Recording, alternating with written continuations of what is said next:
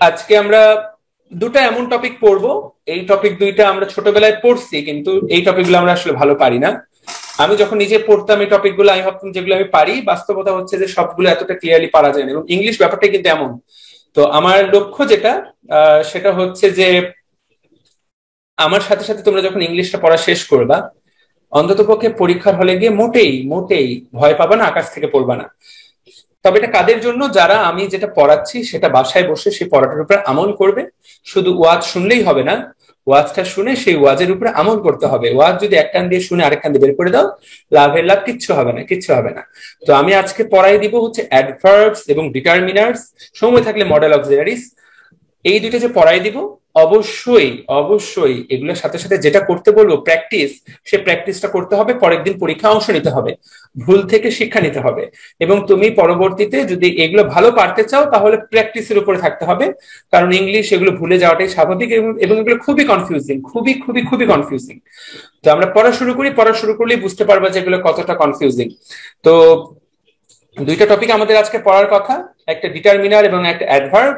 এবং আমার এই দুইটা টপিকই পছন্দের টপিক। আশা করি 100 জন পূর্ণ হয়েছে আজকের ক্লাসে। এবং আমি কিন্তু আবারও বলে দিই, আমি কিন্তু ক্লাসে প্রশ্ন জিজ্ঞাসা করি, এবং মন দিয়ে শুনবা। প্রশ্ন জিজ্ঞাসা করলে অনেকে পালাই যাচ্ছ, মিউট আনমিউট করতেছো না, এদেরকে কিন্তু আমি ধরবো, নাম লিখে রাখবো আজকে, যে কে কে, এই যে কলম নিলাম, যে কে কে কথা শুনতেছে না, প্রশ্ন করলে উত্তর দিচ্ছে না, তাকে কিন্তু আমি নাম লিখে রাখবো। ওকে, আমার কথা কি ক্লিয়ারলি বোঝা যাচ্ছে? জি ভাইয়া। সমস্যা? জি ভাইয়া, শোনা যাচ্ছে। যারা একদম নতুন, যারা একদম নতুন, তারা ক্লিয়ারলি শুনতে পাচ্ছ? জি ভাইয়া, জি ভাইয়া, জি শুনতে ভাইয়া। আচ্ছা, বুঝতে না পারলে হ্যান্ড রেইজ করবা। কথা বলা যাবে না ক্লাসের মাঝে, তাহলে না হলে ক্লাস শেষ করতে সময় লাগে। হ্যান্ড রেইজ করবা, আমি অবশ্যই সময় মতো তোমাকে ডিনোট করব। ঠিক আছে? ওকে, লেটস বিগিন। তো আমরা আজকে পড়বো হলো অ্যাডভার্বস এবং ইনভার্সন। অ্যাডভার্ব কথাটার সাথে আমরা সবাই পরিচিত, ইনভার্সন ইংলিশে আমরা হয়তো অতটা পরিচিত না। আজকে আমরা ইংলিশে ইনভার্সন কাকে বলে সেটা জানবো। তো চলো শুরু করা যাক। অ্যাডভার্বস কাকে বলে? অ্যাডভার্ব একটা পার্টস অফ স্পিচ, এবং আমরা এটা কিন্তু প্রথম ক্লাসেই পড়েছিলাম, যখন আমরা একদম দ্বিতীয় তৃতীয় ক্লাস করি, পার্টস অফ স্পিচ পড়ি, তখনই আমরা পড়েছিলাম যে parts of speech adjective, verb অথবা অন্য কোনো অ্যাডভার্বকে বিশেষায়িত করে, তখন তাকে বলা হয় অ্যাডভার্ব। আমরা এই জিনিসটা কিন্তু আগেই পড়েছিলাম, যে যারা নাউন বা প্রোনাউনকে বিশেষায়িত করে তাদেরকে বলে অ্যাডজেক্টিভ বা অ্যাডজেক্টিভ। আর যারা নাউন প্রোনাউন ছাড়া বাক্যের অন্যান্য পার্টস অফ স্পিচকে বিশেষায়িত করে, অন্যান্য আর কে কে আছে? অ্যাডজেক্টিভ নিজেই আছে, ভার্ব আছে, এবং অ্যাডভার্ব, অ্যাডভার্ব কিন্তু নিজের অ্যাডভার্বকেও বিশেষায়িত করতে পারে। তো তাহলে যে অ্যাডজেক্টিভকে বিশেষায়িত করে তাকে বলে অ্যাডভার্ব, যে ভার্বকে বিশেষায়িত করে তাকে বলে অ্যাডভার্ব, যে অন্য অ্যাডভার্বকে বিশেষায়িত করে তাকেও বলে অ্যাডভার্ব। ঠিক আছে? তাহলে একটা যদি প্রশ্ন আসে, এখানে তাকায় দেখো, এখানে একটা সুন্দর প্রশ্ন বলেছে, which is not true about function of an adverb. এটা এটা দেখো, সবাই এটা একটু উত্তর করো। দেখো আমি অপশনগুলো বলি, তারপর উত্তর করো। Qualifying an adverb, qualifying an adjective, qualifying a verb.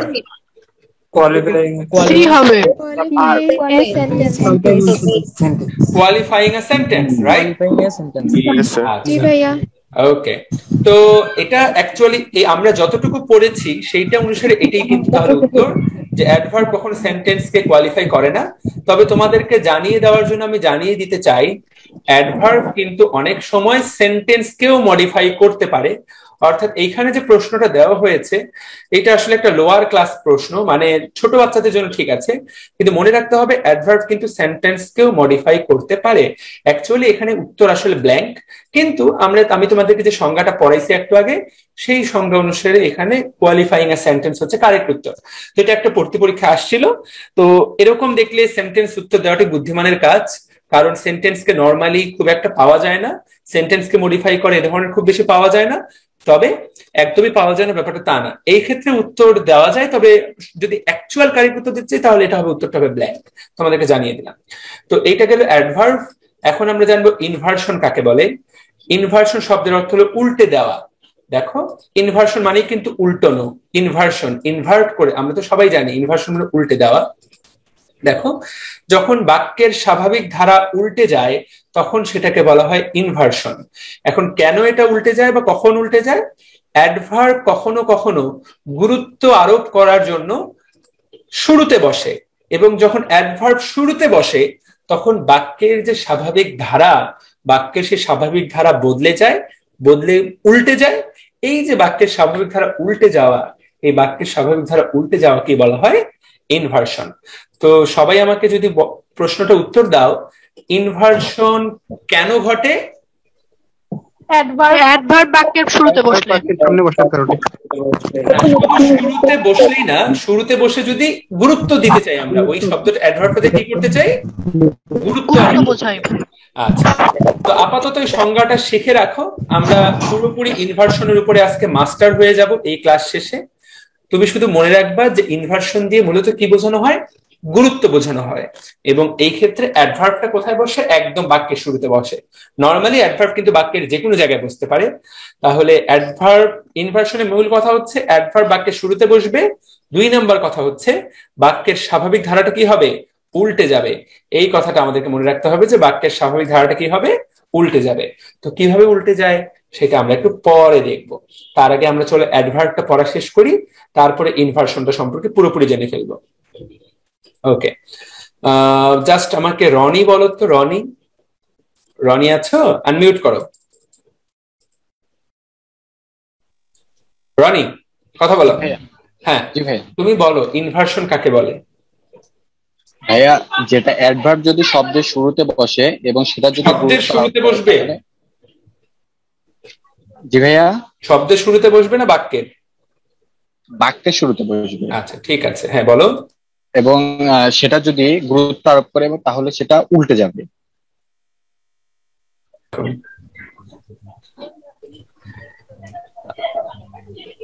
আমাকে 1 মিনিট সময় তো, জাস্ট একটা ছোট্ট কল রিসিভ করি।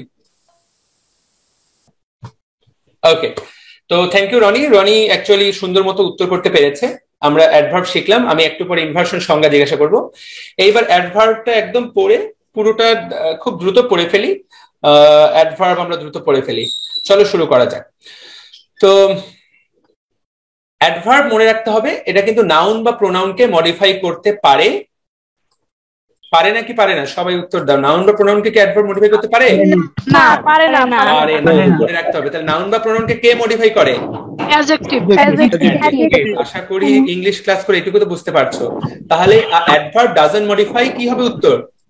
তাহলে অ্যাডভার্ব গুলো কিন্তু নাউনকে মডিফাই করে না, বাকি সবাইকে, নাউন বা প্রোনাউনকে বাকি সবাইকে মডিফাই করে। গুড। তোমরা নিজেরা একটু মিউট করে রাখো না, নাহলে এত এত কেওয়াস হয়। যখন কথা বলবো তখন শুধুমাত্র আনমিউট করবা। খুব কার কার ওখানে তো প্রচন্ড গন্ডগোল, এত গন্ডগোলের মধ্যে বাঁচে আছে কিভাবে তোমরা? ওকে, দেখো এখন আমি তোমাকে গত প্রথম ক্লাসে বা দ্বিতীয় ক্লাসে পড়িয়েছিলাম যে যখন নাউনকে কি বা কাকে দ্বারা প্রশ্ন করা, যখন ভার্বকে কি বা কাকে দ্বারা প্রশ্ন করা হয় তখন উত্তর পাওয়া যায় হলো নাউন। ঠিক আছে, আমরা এটাও শিখছিলাম। হু, হোয়াট, হোম যদি নাউনকে ভার্বকে প্রশ্ন করা হয় হু, হোয়াট, হোম দ্বারা, তাহলে যে উত্তর পাওয়া যায় সেই উত্তরটা হলো নাউন। এখন এই যে হু, হোয়াট, হোম ছাড়া আমরা যদি প্রশ্ন করি হোয়েন, আমরা যদি প্রশ্ন করি হাউ, আমরা যদি প্রশ্ন করি হাউ অফেন, আমরা যদি প্রশ্ন করি হাউ মাচ, কতটুকু, আমরা যদি প্রশ্ন করি কোন পথে, ইন হোয়াট ওয়ে, আমরা যদি প্রশ্ন করি হাউ মেনি টাইমস, কতবার, যখন তুমি একটা ভার্বকে এই প্রশ্নগুলা করবা তখন যে উত্তরটা পাওয়া যাবে তখন সেই উত্তরটা হলো অ্যাডভার্ব। তাহলে দেখো তুমি প্রশ্ন করলে কিভাবে, যে উত্তরটা পাওয়া যাবে অ্যাডভার্ব। তুমি প্রশ্ন করলে কখন, যে উত্তরটা পাওয়া যাবে সেটা হলো অ্যাডভার্ব। ঠিক আছে, তুমি প্রশ্ন করলে হোয়ার, কোথায়, তুমি যে উত্তরটা পাবে সেটা হলো অ্যাডভার্ব। তুমি প্রশ্ন করলে হোয়াই, কেন, তুমি যখন কেন প্রশ্ন করবা তাহলে হোয়েন, হোয়ার, হাউ এবং হোয়াই, তুমি যখন এই 4টা প্রশ্ন করবা যে উত্তরটা পাওয়া যাবে সেটা হলো অ্যাডভার্ব। ঠিক আছে, তো দেখো এখানে এই কথাটাই বলা হয়েছে। একটা অ্যাডভার্ব কি কি বোঝায়? হোয়েন, হোয়ার, হাউ, এই 3টা জিনিস বোঝায়। তাহলে উত্তরটা হবে অল অফ দোজ। একটা অ্যাডভার্ব সবকিছু বোঝায়, হোয়েন, হোয়ার, হাউ। তাহলে যেহেতু তুমি এগুলো প্রশ্ন করতে পারো সেজন্য এই সংজ্ঞা অনুসারে তুমি যদি হোয়েন প্রশ্ন করো তাহলে যেটা পাবা সেটা হলো অ্যাডভার্ব অফ টাইম। তুমি যখন হোয়ার প্রশ্ন করবা তুমি পাবা অ্যাডভার্ব অফ প্লেস। তুমি যখন হাউ প্রশ্ন করবা সেটাকে বলে অ্যাডভার্ব অফ ম্যানার। তুমি যখন প্রশ্ন করবে কতবার, how often, adverb of frequency. ঠিক আছে, এছাড়াও অ্যাডভার্ব হোয়াই যদি প্রশ্ন করো, adverb of cause and effect, adverb of purpose এবং অ্যাডভার্ব অফ ডিগ্রি। তো নর্মালি এগুলো প্রশ্ন যে খুব বেশি আসে এটা কোন ধরনের অ্যাডভার্ব ব্যাপারটা তা না, তারপরও অনেক সময় প্রশ্ন আসতে পারে যে এটা কোন ধরনের অ্যাডভার্ব। এবং অ্যাডভার্ব অনেক ধরনের হতে পারে, যে একটা হলো সময় নির্দেশক, একটা হলো স্থান নির্দেশক, একটা হলো ম্যানার নির্দেশক। তো এভাবে দেখলে বোঝা যাবে না, আমরা যখন দুই একটা করে পড়বো তখন একদম সহজ হয়ে যাবে। দেখো যে সকল অ্যাডভার্ব দিয়ে সময় বোঝায়, আফটার, আফটার উল্টা হলো বিফোর, আমি মাত্র আসলাম, জাস্ট, ফাইনালি বলতে শেষ পর্যন্ত, লাস্ট, লেটার মানে পরে, next, now, recently, soon, tomorrow, yesterday, today, tonight, lately, still, yet, immediately, ago. তাকিয়ে দেখো এই প্রত্যেকটা জিনিস কিন্তু সময় নির্দেশক, এবং যেহেতু এগুলো সময় নির্দেশক এগুলা কিন্তু অ্যাকচুয়ালি অ্যাডভার্ব। যখন সময় নির্দেশক এই ধরনের শব্দ পাবা, চোখ বন্ধ করে অ্যাডভার্ব দাগাই দিবা। এখন তুমি প্রশ্ন করতে পারো, ভাইয়া আমি কিন্তু আফটার প্রিপোজিশনে পড়েছিলাম, ভাইয়া বিফোর এই জিনিসটা কিন্তু প্রিপোজিশনেও আমি পেয়েছি, কথাটা কি সত্য নাকি মিথ্যা? আফটার বিফোর এগুলো প্রিপোজিশনে আছে। জি ভাইয়া। তো মনে রাখতে হবে, দেখো বাক্যের অবস্থান এবং কাজ ধরে এই তালিকার কিছু কিছু শব্দ অন্য পার্টস অফ স্পিচ হিসেবেও ব্যবহৃত হতে পারে।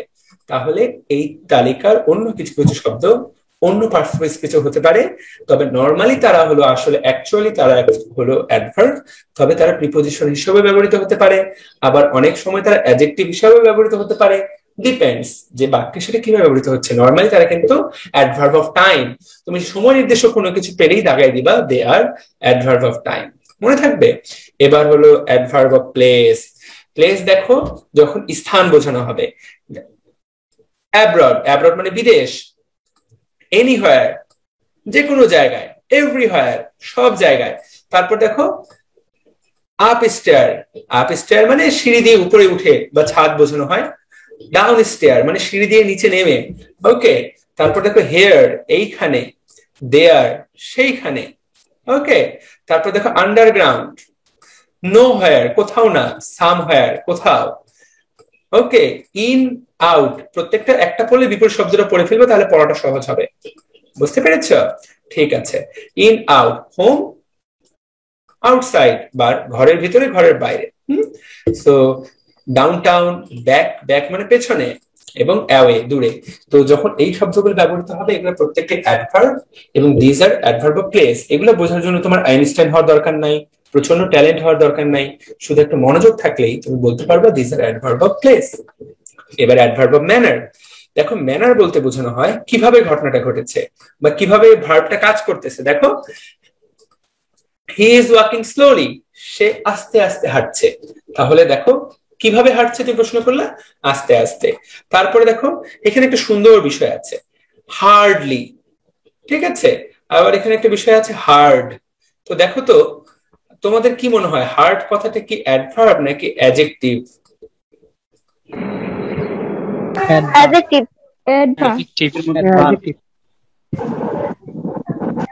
ঠিক আছে, মাত্র পড়লাম অ্যাডভার্ব, ওরা বলতেছে আবার অ্যাডজেক্টিভ। যাই হোক, আমি তোমাদেরকে দেখাই দিচ্ছি হার্ড শব্দটা একই সাথে অ্যাডজেক্টিভও হতে পারে, একই সাথে অ্যাডভার্বও হতে পারে। কিভাবে হতে পারে সেই জিনিসটা আমি তোমাদেরকে খেয়াল করিয়ে দিচ্ছি। তাহলে আমরা কি বলেছি, যখন এটা নাউন বা প্রোনাউনকে মডিফাই করবে তখন সেটা হবে অ্যাডজেক্টিভ, আর যখন সেটা ভার্বকে মডিফাই করবে তখন সেটা হবে অ্যাডভার্ব। দেখো হি works very hard. Okay. The glass is very hard. Okay. এইখানে সবাইকে সুযোগ দিব না, এখানে আমাকে বলবে হচ্ছে, সবাই কথা বলবে না, এখানে কথা বলবে হলো ফাহমিদ সাদাত। ফাহমিদ সাদাত কি নতুন কিনা? ফাহমিদ সাদাত আনমিউট করো। ফাহমিদ তুমি বলো, হি ওয়ার্কস ভেরি হার্ড এবং the glass is very hard. Glass বলতে কাঁচ, এখানে কোনটাতে হার্ড অ্যাডভার্ব এবং কোনটাতে hard adjective? He works very hard কি ভাইয়া হি ওয়ার্কস ভেরি হার্ড এখানে তার গুণ বোঝাচ্ছে অ্যাডজেক্টিভ, আর হি ওয়ার্কস ভেরি হার্ড এখানে গুণ বোঝাচ্ছে, সেটা একটা অ্যাডজেক্টিভ। ওকে, আর the glass is very hard, glass is very hard এটা হচ্ছে গ্লাসের বৈশিষ্ট্য বোঝাচ্ছে, এটা adverb of manner. Adverb of manner. আচ্ছা ঠিক আছে, ও একটা উত্তর দিল, উত্তরটা আমি শুনলাম। আমাকে উত্তর দিবে হলো আনিকা তাহসিন। আনিকা তাহসিন, তুমিও কি নতুন জয়েন করেছো ক্লাসে? তুমি আনমিউট করো তো। জি স্যার। তুমি আজকে নতুন না? জি। তুমি বলো তো যে ফাহমি যেটা বললো এটা কি আসলেই ঠিক হয়েছে? জি ভাইয়া। ও ঠিক আছে, খুব ভালো, প্রথম ক্লাস তো। আনুষা তাহসিন বলো, বগুড়ার আনুষা তাহসিন। তাহসিন আনমিউট করো। আনুষা। জি ভাইয়া। আনুষা তাহসিন বাসা কোথায় জানো? স্যার পঞ্চগড়। হ্যাঁ আনুষা তুমি বলো। হ্যাঁ ওরা কি ঠিক বললো? না এই হার্ডটা ভাইয়া, হি ওয়ার্কস ভেরি হার্ড এটা তো হচ্ছে অ্যাডভার্ব, কারণ এটা ওয়ার্কস হচ্ছে ভার্বকে মডিফাই করছে, আর দা গ্লাস ইজ ভেরি হার্ড এখানে হার্ড হচ্ছে অ্যাডজেক্টিভ। ফ্যান্টাস্টিক। যাদের মাইক আনমিউট করা আছে সবাই আনুষার জন্য একটা তালি দাও। আমি তালি দিয়ে দিচ্ছি। Thank you so much. Okay, দেখো যারা আজকে প্রথম ক্লাস করতেছে, খুব স্বাভাবিক তোমরা এটা পারবা না, কারণ তোমরা আগের ক্লাসগুলো হয়তো কোনো কারণে মিস করেছো এবং তোমাদের ব্রেনের মধ্যে প্রবেশ করেনি, খুব স্বাভাবিক। তো দেখো আনুষা ঠিক উত্তর দিয়েছে। আমরা বললাম যখন আগে আমাদেরকে চিন্তা করতে হবে এখানে কোনটা নাউন, কাকে মডিফাই করতেছে। হি ওয়ার্কস ভেরি হার্ড, তুমি ওয়ার্ক এখানে ভার্ব, তাই না? এটা তো সবাই বোঝে। তুমি একে প্রশ্ন করো, হু হু ওয়ার্কস ভেরি হার্ড? হি। ঠিক আছে, তাহলে কে? এখন হি ওয়ার্কস ভেরি হার্ড, এই যে হার্ড কথাটা কি আসলে হি কে মডিফাই করে? অ্যাকচুয়ালি হার্ড কথাটা মডিফাই করে না। ভেরি হার্ড কি? ওয়ার্ক। সে কেমন কাজ করে? Very hard. তো এখানে অ্যাকচুয়ালি এখানে যে ভেরি হার্ড বা হি ওয়ার্কস ভেরি শব্দটা যদি কাটেই দেই আমি, ভেরি কাটে দিলাম আমি, he works hard, just very বাদ দাও, ভেরি লাগবে না। তো আমি যদি ভেরি বাদ, হ্যাঁ, তো হি ওয়ার্কস হার্ড, এখানে কিন্তু ওয়ার্কটাকে মডিফাই করতেছে হচ্ছে হার্ড। তো এখানে যেহেতু ওয়ার্কটাকে মডিফাই করতেছে হার্ড, সেজন্য এখানে এটা হবে হার্ড, হবে adverb. R the glass is very hard, এখানে কোনটা ভেরি হার্ড? কি? গ্লাস। তাহলে ডিরেক্ট নাউনকে মডিফাই করতেছে, সাবজেক্টকে মডিফাই করতেছে, তাহলে এইখানে হার্ড হচ্ছে অ্যাডজেক্টিভ অ্যাকচুয়ালি। তো আমাদেরকে যখন এরকম প্রশ্ন করা হবে তখন খেয়াল করতে হবে এই হার্ড কথাটা কার জন্য জড়িত। ওয়ার্ক হার্ড, ওয়ার্ক, এই হার্ডের বদলে অন্য কিছু দেওয়া যেত, ওয়ার্ক স্লোলি বা ওয়ার্ক লাইটলি, সে কঠোর পরিশ্রম করে না, তখন কিন্তু সেটাও অ্যাডভার্বই হতো। তাহলে এখানে হার্ড, প্রথম লাইনে হার্ড কথাটা ওয়ার্ককে মডিফাই করে, পরের লাইনে সেটা কিন্তু ডিরেক্ট গ্লাসকে মডিফাই করে। এই জিনিসটা বুঝতে হলে একটু ঠান্ডা মাথায় চিন্তা করতে হবে। তুমি যদি ঠান্ডা মাথায় চিন্তা না করো এই জিনিস উত্তর করতে পারবা না। তো হার্ড এবং হার্ডলি, হার্ডলি তো 100% অ্যাডভার্ব, হার্ড কথাটা একই সাথে অ্যাডভার্বও হতে পারে, আবার সেটা অ্যাডজেক্টিভও হতে পারে, দুইটা হিসেবে ব্যবহৃত হতে পারে, depends on how the word is being used in the sentence. Yami, বুঝতে পেরেছ? তাহলে পারা যাবে? সবাই কি বুঝতে পারছো? জি ভাইয়া। জি ভাইয়া। মাহমিদ সাদাত, তুমি কি কিছু বুঝতে পারলা? বুঝছি ভাইয়া, এখন বুঝছি। ওকে, প্রথমে ডিটেক্ট করতে হবে এটা কি এখানে নাউন কোনটা। নাউন নাউন বের করার জন্য আমাদের তিনটা প্রশ্ন, হু, হোয়াট, হোম। ভার্বকে তুমি যদি প্রশ্ন তিনটা করো, যে উত্তরটা পাওয়া যাবে, the answer will be noun বা প্রোনাউন। আচ্ছা, এইবার দেখো একটা জিনিস খেয়াল করো, সবগুলো জায়গাতেই কিন্তু এল ওয়াই দেওয়া আছে। মোটামুটি তুমি যখনই একটা সহজ সূত্র আমরা শিখে নেই, যেখানেই পাবেন এল ওয়াই মানেই ধরে নেবেন অ্যাডভার্ব। যেখানেই পাবেন এল ওয়াই মানে অ্যাডভার্ব। খুব কম ওয়ার্ড আছে যেগুলোতে এল ওয়াই আছে কিন্তু অ্যাডভার্ব না। আপাতত সহজ সূত্র হচ্ছে এল ওয়াই পাবা কোনো শব্দে, or L Y that is an adverb. যেমন ইউজুয়ালি, রেগুলারলি, অ্যাবসলিউটলি, হ্যাঁ, hardly, quickly, slowly, carefully, really, occasionally, normally, traditionally, nearly, consequently, internationally. So যা পড়ালাম, where there is ly, it will be thought as an adverb. এটা যে 100% ক্ষেত্রে সত্য ব্যাপারটা তা না, তবে এটা মোটামুটি 90% ক্ষেত্রে সত্য, বাকি 10%ই পরীক্ষায় আসবে, কারণ 10% ব্যতিক্রম। তো দেখো অ্যাডভার্ব ম্যানার দেখো, she is very pretty। এই লাইনে চমক সরকার, তুমিও ক্লাসে কিন্তু নতুন হওয়ার কথা। চমক, আনমিউট করো নিজেকে। চমক, চমক, she is very pretty, she is pretty, এখানে প্রিটি শব্দটা অ্যাডজেক্টিভ নেবে adverb? She is very pretty ভাই অ্যাডজেক্টিভ। কেন অ্যাডজেক্টিভ? নাউনকে মডিফাই করতেছে। হ্যাঁ, শি ইজ ভেরি প্রিটি মানে সে খুবই সুন্দরী, তো এখানে কিন্তু ডিরেক্ট তাকে বলা হচ্ছে। আর এখানে যদি এটাকে আমরা একটা অ্যাডভার্ব, তুমি একটা সেন্টেন্স বানাও তো যেখানে প্রিটি শব্দটা অ্যাডভার্ব হিসেবে কাজ করবে। She works pretty well. Fantastic, she works pretty well. তো দেখো এখানে কিন্তু তুমি শি ওয়ার্কস প্রিটি হার্ড, এখানে কিন্তু ওয়ার্ক শব্দটাকে মডিফাই করা হচ্ছে, যে সে যেটা কাজ করে প্রিটি হার্ড মানে কাজটাকে মডিফাই করা হচ্ছে। কতটুকু কাজ? প্রিটি হার্ড মানে অনেকটুকু কাজ করে। প্রিটি হার্ড এমন একটা শব্দ, বা প্রিটি ওয়েল, প্রিটি বলতে বোঝানো হয় যে ঠিকঠাক, মোটামুটি ঠিকঠাক কাজ করে। প্রিটি হার্ড মানে সুন্দর, ফ্যান্টাস্টিক, চমক, খুব ভালো। তো একটা সহজ সূত্র শেখাই দিলাম, আর এই অংশটাই হলো ক্রিটিক্যাল, যেটা আমি এখন পড়াচ্ছি। এই যে কিভাবে চিনতে পারবো, এই জিনিসটা তুমি যদি চিনে ফেলতে পারো কিভাবে অ্যাডভার্ব এবং অ্যাডজেক্টিভ পার্থক্য করতে হয়, মোটামুটি তুমি এই ক্লাস থেকে ডায়মন্ড, হীরামণি মুক্তা নিয়ে যেতে পারবা। আর তুমি যদি এইটাই বুঝতে না পারো, তাহলে এই ক্লাসটা কিন্তু তোমার ইন ভেইন, অর্থাৎ এই ক্লাসটা তোমার কোনো কাজেই লাগবে না। তো এগুলো তো এমনি চিনতে পারবা, মোস্টলি, অ্যাবসলিউটলি, এগুলো সবগুলোই তো এগুলো কিন্তু অ্যাডভার্ব অফ ম্যানার, অর্থাৎ কাজটা কিভাবে হচ্ছে সেটা বোঝায়। অ্যাডভার্ব অফ ফ্রিকোয়েন্সি, তাকায় দেখো, অলওয়েজ সব সময়, নেভার কখনোই না, ঠিক উল্টাটা, ফ্রিকোয়েন্টলি, অফেন মানে প্রায়শই, তাই না? ইউজুয়ালি সাধারণত, I usually take my DMC Dreamers classes at the evening, আমি সাধারণত সন্ধ্যাবেলা ক্লাস নেই। কিন্তু কখনো কখনো, সেলডম, সেলডম মানে কদাচিৎ, সেলডম কখনো কখনো আমি কিন্তু এই ক্লাসগুলো রাতেও নেই, রাত 10টার পরেও নেই। এই সেলডমের একটা সহজ প্রতিশব্দ হলো রেয়ারলি, একই রকম। হ্যাঁ, তবে রেগুলারলি আমি কখন ক্লাস নেই? 7টা থেকে 9টা। তবে ওকেশনালি আমি কখন ক্লাস নেই? রাত 10টার পরে। নর্মালি কয়টায় ক্লাস নেই? 7টা থেকে 9টা। ট্রেডিশনালি কয়টায় নেই? 7টা থেকে 9টা। গতকালকের মতো এগেইন আজকেও কিন্তু আমি 7টা থেকে 9টা পর্যন্ত ক্লাস নিচ্ছি। এইগুলো কিন্তু সব ফ্রিকোয়েন্সি, পরীক্ষা কিন্তু এটাই আসবে। ওয়ান্স, টুয়াইস, থ্রাইস মানে একবার, দুইবার, তিনবার। এভার, দেখো নেভারের উল্টা হলো এভার, নেভার এভার।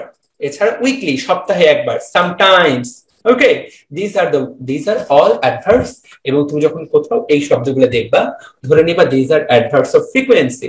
এবং পরীক্ষায় কিন্তু এগুলাই আসে, নিচের কোনটা অ্যাডভার্বস অফ ফ্রিকোয়েন্সি। বা এখানে অফেন শব্দটা যে ব্যবহৃত হলো, এটা কি? This is an adverb. আমরা যাতে অবশ্যই এই জিনিসটা উত্তর করতে পারি। ওকে, যারা ক্লাস করছো সবাই একটু বলো যে আমি কি আমার কথা বুঝাতে পারতেছি? ক্লিয়ার? জি ভাইয়া। জি ভাইয়া একটা প্রশ্ন ছিল। বলো, প্রশ্ন নেই, বলো। ভাইয়া কমপ্লিমেন্ট কি আসলে অ্যাডজেক্টিভ? কমপ্লিমেন্ট কি আসলে অ্যাডজেক্টিভ? কমপ্লিমেন্ট যে কোনো কিছু হিসেবে তো ইউজ হতে পারে, আসলে অ্যাডজেক্টিভ কিনা আমার জানা মতো, যতটুকু জানি যে কমপ্লিমেন্ট তো যে কোনো কিছু হিসেবে ইউজ হতে পারে। তবে আপু আমাকে একটু দেখতে হবে যে কমপ্লিমেন্ট শুধু অ্যাডজেক্টিভ কিনা। আমার মনে হয় না, আমার মনে হয় যে কোনো কিছু হিসেবে ইউজ হতে পারে। ঠিক আছে, তোমার মাথায় হঠাৎ করে এটা আসলো কেন? কমপ্লিমেন্ট আলোচনা আসলো কেন? ভাইয়া অ্যাডজেক্টিভ মানে আমার কাছে মনে হলো যে লিঙ্কিং ভার্বের পরে যেহেতু বসতেছে অ্যাডজেক্টিভ গুলা, আর কমপ্লিমেন্টও তো সাধারণত লিঙ্কিং ভার্বের পরে বসে, তা লিঙ্কিং ভার্বের পরে বসেছে যেহেতু, তাই অ্যাডজেক্টিভ কমপ্লিমেন্ট কিনা। আমার জানার মতে কমপ্লিমেন্ট হলো অবজেক্টের ভাই, এবং কমপ্লিমেন্ট নরমালি যে কোনো কিছু হতে পারে। মানে আমার জানার মতে যে কোনো কিছু হতে পারে, তবে আমাকে চেক করতে হবে। হ্যাঁ বলো। লিঙ্কিং ভার্বের পরে কি প্রোনাউন বসতে পারে? প্রোনাউন সাধারণত আমি বসতে দেখি না, বাট ইংলিশে আসলে বসতে পারে কিনা এক্সাক্ট এই ধরনের প্রশ্ন করা খুব কঠিন। আমি নর্মাল ইংলিশ পরে প্রোনাউন বসতে দেখি না, তবে বসতে পারে না একদমই, এটা আমি বলতে পারি না। হ্যাঁ, ব্যতিক্রম থাকতেই পারে, এটা একদম ডিরেক্ট উত্তর আমি দিতে পারবো না। ঠিক আছে, ওকে। তবে খুব বেটার হয় সবার জন্যই, আমরা যেখান থেকে যে টপিক থেকে সেই টপিকের বাইরে চলে গেলে ট্র্যাক মিস হয়, 1 নাম্বার কথা। 2 নাম্বার হচ্ছে ধরাও যাবে, এবং অনেক সময় ধরাও যাবে না। অনেক সময় দেখা যায় সেই আলোচনায় চলে গেলে এই আলোচনা ক্ষতিগ্রস্ত হতে পারে। ডিরেক্ট এই রিলেটেড প্রশ্ন থাকে আমরা আগে করব, এই টপিক শেষ হলে যদি আমরা নতুন টপিকে যাওয়ার আগে বা ক্লাস শেষে আমরা ওই প্রশ্নগুলো করতে পারি। ঠিক আছে, ওকে। তো এখানে আমরা পড়তেছিলাম হচ্ছে কিভাবে অ্যাডভার্ব চিনতে পারবো। প্রথম কথা হচ্ছে এলওয়াই দিয়ে অ্যাডভার্ব চেনা যায়। 2 নাম্বার কথা হচ্ছে এই শব্দগুলো সবগুলো অ্যাডভার্ব। কোন শব্দগুলো? এখানে দেখলাম আমরা adverb of place, adverb of time, adverb of manner, adverb of frequency. এবার হলো ডিগ্রি। ডিগ্রি বলতে কি বোঝায়? ডিগ্রি বলতে স্তর বোঝানো হয়, তীব্রতা বোঝানো হয়, তাই না? বা তুলনা বোঝানো হয়, সহজ বাংলায় তুলনা বা এই জাতীয় কিছু। তো দেখো, বা এখানে অনেক অনেক ধরনের বিষয় আছে, অনেকগুলো শব্দ আছে যেগুলো অ্যাডভার্ব হিসেবে ব্যবহৃত হয়। তাকায় দেখো, মোর, এনাফ, এই শব্দগুলা মানে কতটুকু আছে সেটাও কিন্তু বোঝায়, যে আমার পুরোপুরি আছে, অলমোস্ট, কতটুকু আছে, কম না বেশি, much, nearly, quite, too, very, little, rather, somewhat, slightly, utterly. মূলত কতটুকু পরিমাণ আছে বা পরিমাণ বা তীব্রতা, এইটা বোঝানো হয় এই শব্দগুলা দ্বারা, যে আমার এই পরিমাণ আছে। হাইলি, স্লাইটলি, অল্প পরিমাণে আছে নাকি বেশি আছে। তবে বেশিরভাগ শব্দে কোনটা পাবা? এল ওয়াই পাবা। এবং এই যে টু, ভেরি, লিটল, এগুলা কি? Adverb of degree. কথা পরিষ্কার? ওকে। অ্যাডভার্ব অফ কজ, দেখো, দেয়ারফর, দেয়ারফর মানে সেই কারণে, বাংলাটা জানতে হবে। হেন্স, একই অর্থ, সেই কারণে। অ্যাকর্ডিংলি, সেই অনুসারে, আমরা বাংলায় লিখি না তদানুসারে বলা যায়, সেই অনুসারে। কনসিকুয়েন্টলি, একই অর্থ। তারপরে বলা যেতে পারে যে এগুলো হলো adverb of cause and effect. পরীক্ষা ডিরেক্ট এই এমসিকিউতে আসতে পারে কোনটা adverb of cause and effect. ঠিক আছে? ওকে। এরপর হলো অ্যাডভার্ব অফ পারপাস, উদ্দেশ্য। সো দ্যাট, সেই জন্য। ইন অর্ডার টু, এই কারণে। সিন্স, যেহেতু। ইন্টেনশনালি, সো, সুতরাং। অর্থাৎ যখন তুমি এইভাবে এই ধরনের আমরা কথা বলি, তখন এই যে সো, সো দ্যাট, এগুলো সবগুলো অ্যাডভার্ব অফ পারপাস। আবারও বলে দিই, এইগুলো ডিরেক্ট এটা কি ধরনের অ্যাডভার্ব, এগুলো প্রশ্ন আসার কথা না। এখান থেকে এই বক্সটা তোমাদেরকে পড়ানোর উদ্দেশ্য হচ্ছে, এই যে বক্সের শব্দগুলা, এই শব্দগুলাই হলো মূলত অ্যাডভার্বের মূল বা অ্যাডভার্বের প্রাণ কেন্দ্র। তুমি যখন যেখানে সেন্টেন্স যখন এই শব্দগুলা পাবা, বুঝবা যে এগুলাই হলো আসলে অ্যাডভার্ব। তো তুমি যখন এই বক্সটা 2 থেকে 3 বার পড়বা, সেন্টেন্সে কিন্তু তুমি দেখা মাত্রই বুঝে যাবা যে এটা এখানে অ্যাডভার্ব। তোমাকে আর কষ্ট করে চিন্তা করতে হবে না যে এটা কাকে মডিফাই করতেছে, নাউনকে নাকি ভার্বকে। অনেক সময় পেছুয়া শব্দ দেওয়া থাকে, একটু কঠিন ভাবে সেন্টেন্সটা দেওয়া থাকে, তখন চিনতে পারি না আমরা। তখন যাতে সহজে চিনতে পারো, সেই জন্য এখানে সবগুলো অ্যাডভার্ব শব্দ আমি পড়াই দিলাম। তুমি অ্যাডভার্ব শব্দগুলো কয়েকবার করে পড়বা, তোমার সাবকনশিয়াস মাইন্ডে কোনগুলো অ্যাডভার্ব তোমার ব্রেন অটোমেটিক জেনে যাবে, এবং তুমি ঠিক মতো উত্তর করতে পারবা, এবং তোমার জন্য সহজ হয়ে যাবে। এখন যখন তোমাকে বলা হবে যে বলো তো সো এটা কি, কোন ধরনের পার্টস অফ স্পিচ, এসো, সো, তুমি কি বলবা? যখন বলা হবে যে the Muslims say their prayer 5 times daily, তাই না? Adverb of time. এইভাবে যখন বলা হবে, তখন কিন্তু তুমি বুঝে নিতে পারবা যে অ্যাডভার্ব অফ টাইম। বা he says his prayer 3 times daily, বা he goes to his office once in a month, সে মাসে মাত্র একবার অফিস যায়। তুমি যখন ওয়ান্স দেখবা, কি বুঝে ফেলবা? এটা অ্যাডভার্ব অফ টাইম। নরমালি এই ওয়ার্ডগুলো তোমাকে পড়ানোর উদ্দেশ্য হচ্ছে আমাকে, তুমি যাতে বুঝতে পারো যে ওকে ওয়ান্স এখানে কি হিসেবে ব্যবহৃত হচ্ছে, অ্যাডভার্ব। তুমি যাতে কনফিউজ না হয়ে যাও, কারণ পার্টস অফ স্পিচ চেনা কিন্তু তুমি যদি না জানা থাকে, যে কোনো যুক্তি দিয়ে মিলাই দেওয়া যায়। সো আশা করি আমরা শিখে ফেললাম। এই যে এটা উত্তর করতে আশা করি সবাই পারবা। পোর পিপল ইউজুয়ালি টেক মিল টুয়াইস, গরিব মানুষের সাধারণত দিনে 2 বার খাবার খায়। তো এখানে যে টুয়াইস, সেটা হলো তাহলে অ্যাডভার্ব অফ টাইম। আশা করি সবাই পারা যাবে। সো এতক্ষণ যা পড়ালাম, যারা ক্লাস করলাম,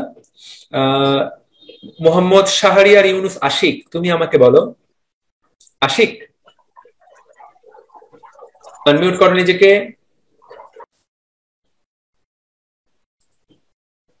আসিফ, ফাহিম, আসাব, আসিফ, আসিফ কোথায়? জি ভাইয়া। তুমি এখন কোথায় আছো আসিফ? ভাইয়া আমি ঠাকুরগাঁও। ঠাকুরগাঁও কোন কলেজ ভাইয়া? Saidpur science college, government science college. আচ্ছা ঠিক আছে আসিফ, যা পড়ালাম বুঝতে পেরেছো অ্যাডভার্ব সম্পর্কে? জি ভাইয়া। তাহলে অ্যাডভার্ব কয় রকম হতে পারে? 2-একটা টার্ম বলো তো, কয়েকটা নাম বলো তো। Adverb of time, adverb of manner, frequency, তারপরে adverb of purpose, adverb of cause and effect. Cause and effect. ঠিক আছে, আশা করি এখন অ্যাডভার্ব দেখলে চিনতে পারবা না? ইনশাআল্লাহ। ইনশাআল্লাহ, ঠিক আছে। এইবার এখন এতক্ষণ তো তোমাদেরকে মোটামুটি ট্রেনিং দিলাম, এইবার ট্রেনিং গুলোর অ্যাপ্লিকেশন। এখন যে যে রুল গুলো শিখবা এগুলো প্রত্যেকটাই হলো ভয়ঙ্কর রুলস, এগুলো প্রত্যেকটাই ব্যক্তিগত জীবনে কাজে লাগবে, নাম্বার 1। নাম্বার 2, এগুলো প্রত্যেকটাই পরীক্ষায় আসে এবং এগুলো প্রত্যেকটা ভিআইপি, ভয়ঙ্কর ইম্পর্টেন্ট, এগুলো প্রত্যেকটাই ভেরি ইম্পর্টেন্ট। হ্যাঁ, ভয়ঙ্কর ইম্পর্টেন্ট। ঠিক আছে, তো চলো শুরু করা যাক। কিরকম কিরকম ভয়ঙ্কর ইম্পর্টেন্ট দেখো। এই জিনিসটা তো রেগুলার পরীক্ষায় আসে এবং এটা পোলাপান রেগুলার পারে না, রেগুলার ভুল করে। বাক্যে অ্যাডভার্ব কোথায় অবস্থান করবে এই জিনিসটা জানাটা খুবই গুরুত্বপূর্ণ। তবে অ্যাডভার্ব গুলা কিন্তু যে কোনো জায়গায় বসতে পারে, শুরুতে বসতে পারে, মাঝে বসতে পারে, শেষে বসতে পারে। তবে সচরাচর কোথায় বসে এই জিনিসটা মন দিয়ে শুনে নাও। যে কোনো জায়গায় বসতে পারে, তবে নর্মালি বসবে অক্সিলারি ভার্ব এবং মূল ভার্বের মাঝামাঝি।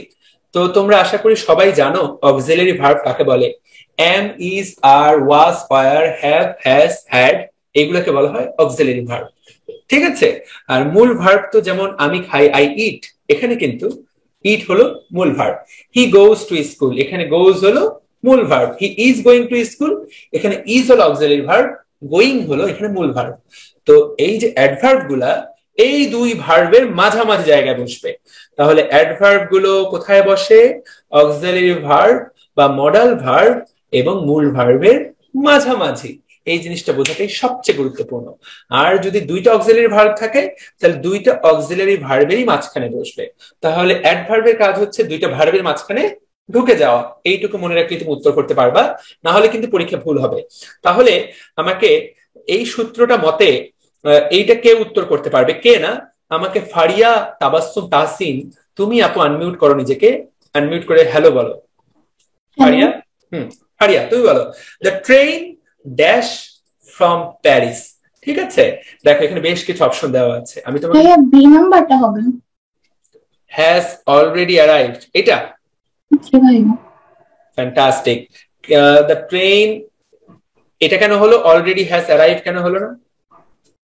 দুটি অক্সিলারি ভার্বের মাঝখানে বসে। তাহলে দুটি অক্সিলারি না, এখানে হ্যাজ হলো অক্সিলারি এবং অ্যারাইভড হলো মূল ভার্ব। তাহলে এই যে মূল ভার্ব এবং দুটার মাঝখানে বসলো এটা। ঠিক আছে, তুমি এটা বলো, my friends dash the pyramids. Have never seen, B number. My friends have never seen the pyramid. এখন তুমি, thank you so much Faria, thank you so much, তুমি এইটা উত্তর করে ফেললা, have never seen the pyramid, তুমি এটা পারলা। তো তুমি এই সূত্রটা পরীক্ষা আবিষ্কার করে ফেললা। ও মাই গড, এখানে দেখো হ্যাজ নেভার সিন বা অনেক জায়গায় দেওয়া থাকতে পারে, এটা উল্টাপাল্টা করে দেওয়া থাকতে পারে, এখানে অপশন গুলো অতটা কঠিন করে দেওয়া নেই। হ্যাজ কেন হইল না? কে আনমিউট করে বলবে এটা? ফারদিন আলম শান, সান মানে সূর্য, সান বলো তো এখানে মাই ফ্রেন্ড হ্যাজ কেন হইল না? হ্যাজ এখানে মূল অক্সিলারি ভার্ব হিসেবে ব্যবহার করা হয়নি। হ্যাঁ বেটা, হ্যাভ কেন হইলো, হ্যাজ কেন হইল না?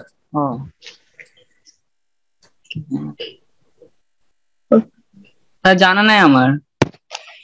এই দুষ্ট ছেলেটা কি বলে, এই জিনিস জানে না এমন কেউ আছে নাকি দুনিয়ায়? হিমু G6 বলো তো, হিমু G6, এটা অবশ্য কেমন নাম সেটা আমি জানি না। হিমু G6 আনমিউট করো নিজেকে, নাহলে হুমায়রা আক্তার হিরিয়া নিজেকে আনমিউট করো। হ্যাঁ, কে আনমিউট করছো নিজেকে? এখানে my friend Faria Nusrat raised hand. আচ্ছা, কে বলতে পারবে কেন এখানে হ্যাভ হলো, কেন হ্যাজ? ভাইয়া আমি বলতে পারবো। পারবো ভাইয়া, মাই ফ্রেন্ডস এখানে প্লুরাল, তাই এখানে হ্যাভ হচ্ছে। হ্যাঁ, এটা তো ক্লাস 5 এর বাচ্চারাও পারে, এটা তো ক্লাস 5 এর বাচ্চারাও অ্যাকচুয়ালি পারে। এই জিনিস তো না পারার কোনো যুক্তি নাই। এখানে মাই ফ্রেন্ডস দেওয়া আছে, মাই ফ্রেন্ডস হলো প্লুরাল, যখন প্লুরাল নাম্বার থাকবে তখনই কিন্তু হ্যাভ হবে, আর যখন থার্ড পারসন সিঙ্গুলার নাম্বার দেওয়া থাকবে তখন কিন্তু হ্যাজ হবে। Actually that's it. তো my friend have never seen, তাহলে কোথায় বসবে? এই যে মূল ভার্ব এবং অক্সিলারি ভার্বের মাঝামাঝি জায়গায়। আশা করি শান বুঝতে পেরেছো। শান বুঝতে পারলা কিনা? তুমিও পারতা আশা করি, তাই কিনা? আমি বাক্যটা খেয়াল করছিলাম না, ঠিক নিচে দেখছি। ঠিক আছে, ঠিক আছে, থ্যাংক ইউ, আমি বুঝতে পেরেছি। এই জিনিস তো না পারার কোনো কারণ নাই।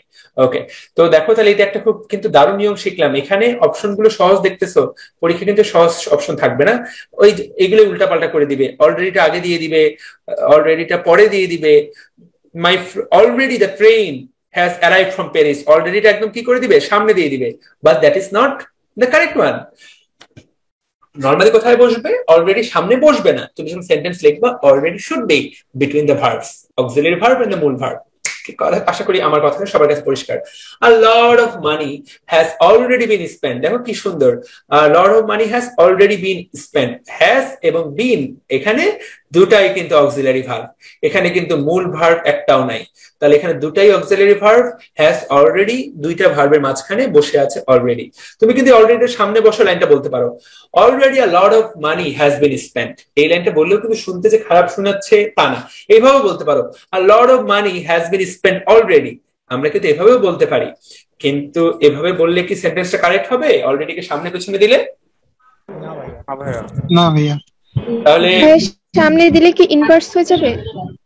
যদি সামনে দাও, যদি গুরুত্ব বোঝাতে চাও তাহলে ইনভার্সন করতে হবে আমাদেরকে। ইনভার্সন কিভাবে করতে হয় সেটা তো তোমরা এখনো শেখোনি, সেটা আমি শেখাবো। তাহলে সামনে এখানে কি গুরুত্ব বোঝায় নাই বাবু? যদি তুমি ইনভার্সন দিতে চাও, সামনে দিতে চাও, তাহলে পুরো সেন্টেন্সের স্ট্রাকচারটাই চেঞ্জ হয়ে যাবে। কথা বুঝতে পেরেছো? আচ্ছা, তো কিভাবে চেঞ্জ হবে সেটা আমরা একটু পরে বুঝবো। এখানে গুরুত্ব নিশ্চয় বোঝায় নেই, সেজন্য অলরেডিটা কোথায় আছে? মাঝখানে। কথা পরিষ্কার? এটা খুব ইম্পর্টেন্ট নিয়ম না? এই নিয়মটা জীবনে শিখছিলা? না ভাই, আমি প্রথম শিখি। ঠিক আছে, তাহলে কি নিয়ম শেখাইলাম তোমাদেরকে? সো এটা একটা দারুণ নিয়ম। ওকে, এইবার আমি কিন্তু আগেই বলছি সবচেয়ে দারুণ নিয়ম অ্যাডভার্ব চেনার কি আমার কাছে, আমি কিন্তু এই নিয়মটা শিখেই অসংখ্য সময় পার করে দিয়েছিলাম ছোটবেলাটা। ly শিখেই আমি ক্লাস 6, 7, 9, 10, 8, 9, 10 পার করে দিয়েছিলাম। আমি শুধু দেখতাম যে ly আছে কিনা, if there is ly that is adverb. তখনও কিন্তু আমি এই জিনিসটা পড়ি নাই, পরবর্তীতে এইচএসসি তে গিয়ে ভর্তি পরীক্ষার আগে এই জিনিসটা আমাকে পড়তে হয়। ly আছে তারপর অ্যাডভার্ব না। দেয়ার আর ফিউ ওয়ার্ডস যারা ly বিহীন, ly নাই কিন্তু তারপরও অ্যাডভার্ব, আবার কিছু কিছু শব্দ আছে যারা ly আছে কিন্তু তারপরও তারা অ্যাডভার্ব না। তারা কোন সেই শব্দ? তাহলে দেখো, এই শব্দগুলো মুখস্থ করে ফেলাটা তোমার জন্য খুব বেশি দরকারি। তুমি যদি পরীক্ষায় আউটস্ট্যান্ডিং পারফরমেন্স করতে চাও, এই শব্দগুলো তোমার বাকি জীবনে বাংলাদেশের যে কোনো পরীক্ষায় যতদিন অংশ নিবা, চাকরি পরীক্ষা থেকে শুরু করে যা পড়াচ্ছি, আমি কিন্তু আবারও বলে দিই, আমি যা পড়াচ্ছি এই পড়া দিয়ে বাংলাদেশের সকল ইংলিশ পরীক্ষায় তুমি প্রিপারেশন এই প্রিপারেশন দিয়ে হবে। যারা বিসিএস পড়ে তারাও এগুলো পারে না, এইটুকু আমি গ্যারান্টি দিতে পারি। যারা বিসিএস এর যারা কোচিং করে ওরা এগুলো এত ডিটেইল পারে না। Friendly, homely, fatherly, lovely, holy, ugly, lonely, silly, costly, chilly, cowardly, elderly, curly. এখন বাস্তবতা হচ্ছে, বিষয়টা হচ্ছে এই জিনিসগুলা মানে বোঝার একটা সুযোগ আছে, সুযোগ নাই তা না, তবে এই জিনিস পরীক্ষা হলে তুমি কনফিউজড হয়ে যেতে পারো, সেই জন্য উচিত হবে মুখস্থ করে ফেলা। যেমন friendly, he has a friendly attitude. Friendly শব্দটা অলওয়েজ অ্যাডজেক্টিভ, তোমার যতই অ্যাডভার্ব যুক্তি থাকুক, this is always an adjective, must to know. কথা বুঝতে পেরেছ? ঠিক আছে। এরপরে হলো elderly, curly, lovely, this is you have a lovely watch. তো লাভলি ওয়াচ, লাভলি শব্দটা দেখো কিন্তু ওয়াচটাকে মডিফাই করতেছে, ঠিক আছে।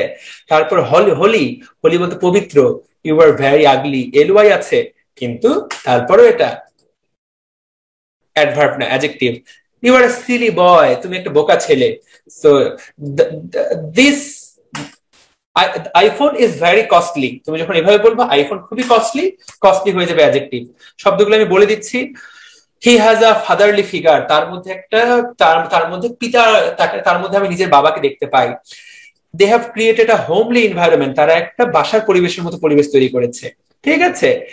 Okay, don't show a cowardly attitude, কাপুরুষোচিত মনোভাব দেখিও না, ঠিক আছে। Okay, elderly, always respect the elderly people. এখানে সবগুলোতে ly দেওয়া আছে, but remember this are adjective. I feel very lonely, আমরা এই কথাটা রেগুলার ইউজ করি, খুব একা একা অনুভব করতেছি। Curly, her hairs are very curly. Kangana Ranaut একজন ভারতের নায়িকা, আশা করি তুমি সবাই চেনো, কার্লি হেয়ার।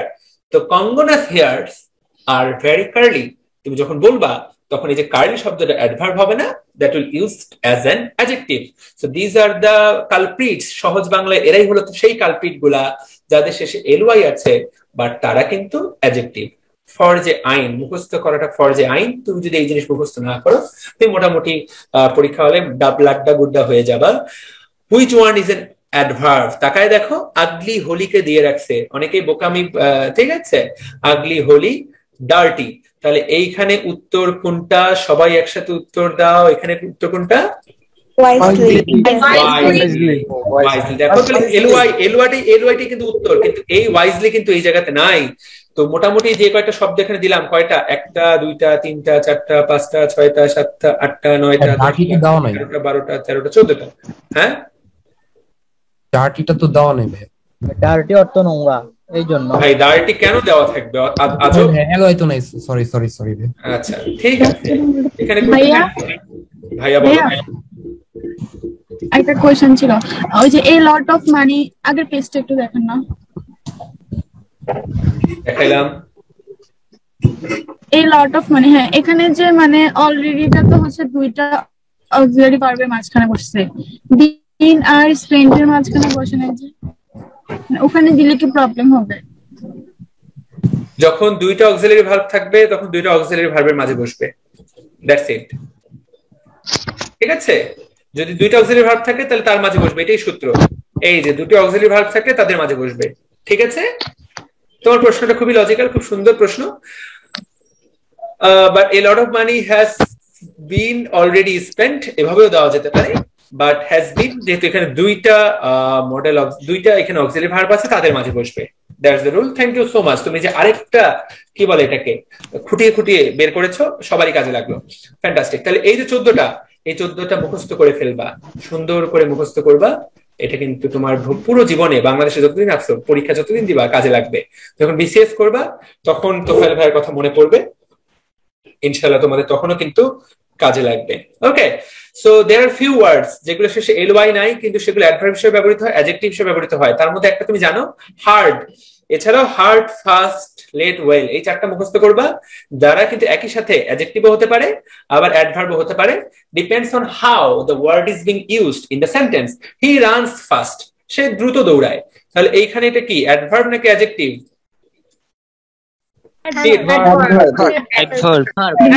কারণ এটা রানকে মডিফাই করতেছে, সে কিভাবে দৌড়ায়? ফাস্ট। বাট যদি বলো হি ইজ ফাস্ট, সে খুব দ্রুত, তাহলে কি উত্তর হতো? ওকে, আশা করি আমি ক্লিয়ারলি বোঝাতে পারতেছি। ওকে, তো দ্য গার্ল রানস কুইকলি, এখানে কি অ্যাডভার্ব না অ্যাডজেক্টিভ? কুইকলি এখানে অ্যাডভার্ব। এইবার Peter reads quite clearly, this is a very sweet mango. Harry কথাটা যেখানেই পাবা চোখ বন্ধ করে শুধুমাত্র এই কি ব্যাপার, খেয়ে মাই খাচ্ছ, এত শব্দ কিসের? শুধুমাত্র এই 4টা শব্দ, এই 4টা ব্রেনের মধ্যে সেট করো। Hard, fast, late, well. Hard, fast, late, well, এই 4টা ওয়ার্ড একই সাথে অ্যাডভার্ব, একই সাথে অ্যাডজেক্টিভ হিসেবে কাজ করতে পারে। বাকি এই বক্সে যা আছে যেখানে পাবা চোখ বন্ধ করে অ্যাডভার্ব দাগায় আসবা। পরীক্ষা হলে বুঝতেছো না, গো ফর অ্যাডভার্ব দাগায় দাও। এটা তোমাকে পরীক্ষা হলে সাফল্য নিশ্চিত করে দিবে ইনশাআল্লাহ। তো মোটামুটি আমি তোমাদেরকে অ্যাডভার্বের উপর অনেক কিছু জানিয়ে দিলাম। আশা করি তোমরা এখান থেকে উত্তর করতে পারবা। এটা তো ওয়াইজলি তোমরাই বলে দিলাম। ঠিক আছে, although he was dash, he smiled dash।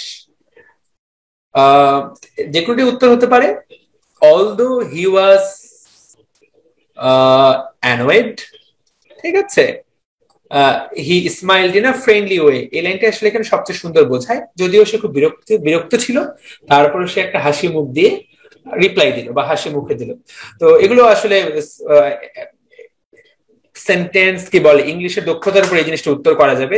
এখানে অ্যাডজেক্টিভই হবে, অ্যাডভার্বই হবে, এই ধরনের নিয়ম টিয়ম শিখে এই জিনিসটা উত্তর করা যাবে না, নর্মালি পারা যাবে।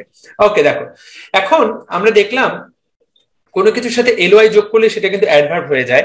কিন্তু এবং হার্ড কথাটা, হার্ড মানে কঠিন, তাহলে আমি তোমাকে ভালোবাসি, আমি তোমাকে কঠিন ভাবে ভালোবাসি যদি বলতে চাই, আই লাভ ইউ হার্ডলি, এই কথাটা যদি বলি, তাহলে কিন্তু তুমি যাকে বলবা কথাটা,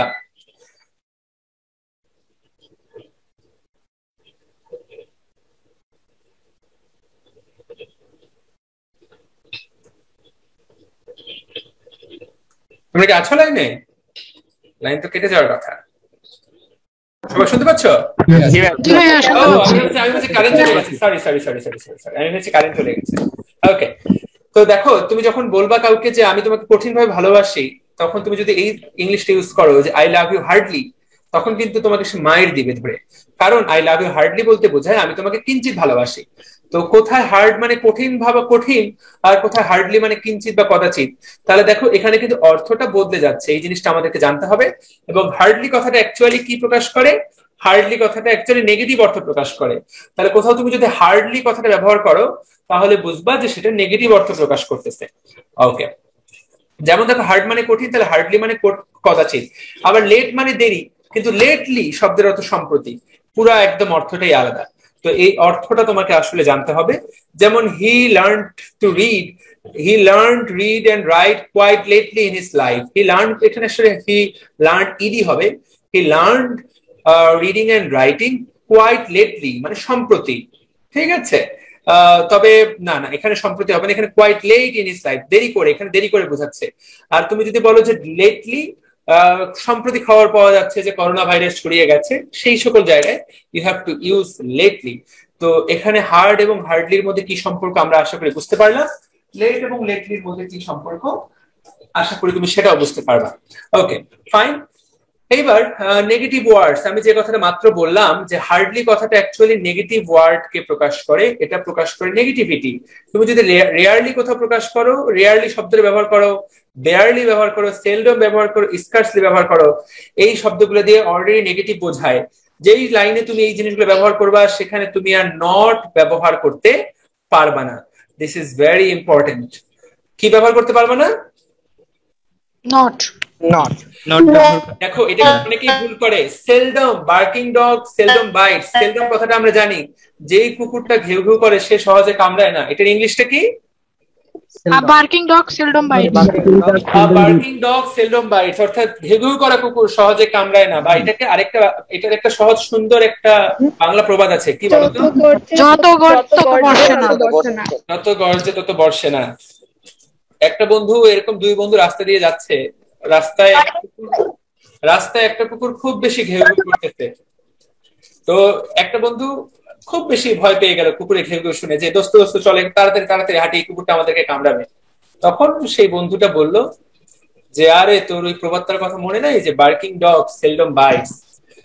তখন এই বন্ধুটা বললো, যে বন্ধু ভয় পাইছে, সে বললো যে দোস্ত এই কথাটা তুইও জানিস আমিও জানি, কিন্তু এই কথাটা কুত্তাটা জানে তো? ওই কুত্তা যদি না জানে কিন্তু কামড়াই দিতে পারে, তাই না? তো বার্কিং ডগ সেলডম বাইট এটা মানুষ আমরা আবিষ্কার করছি। কুকুরটা জানাটাও কিন্তু খুব গুরুত্বপূর্ণ, যে কুকুর ঘেউ ঘেউ করবে সে যাতে না কামড়ায়। তো যে সকল লাইনে তুমি এখন সেলডম লাইনটা ব্যবহার করবা সেখানে তুমি কখনোই নট ব্যবহার করতে পারবা না। হার্ডলি কথাটা থাকলে জীবনেও সেখানে নট ব্যবহার করা যাবে না, অলরেডি এটা দিয়ে নেগেটিভিটি বোঝাচ্ছে। এটা দিয়ে আর যাই হোক তুমি ব্যবহার করতে পারবে না, এটাতে অলরেডি নেগেটিভ বোঝাচ্ছে। তো কি নেগেটিভ বোঝাচ্ছে আমরা যদি একটু জানতে চাই, দেখো the grocer hadn't hardly any kind of those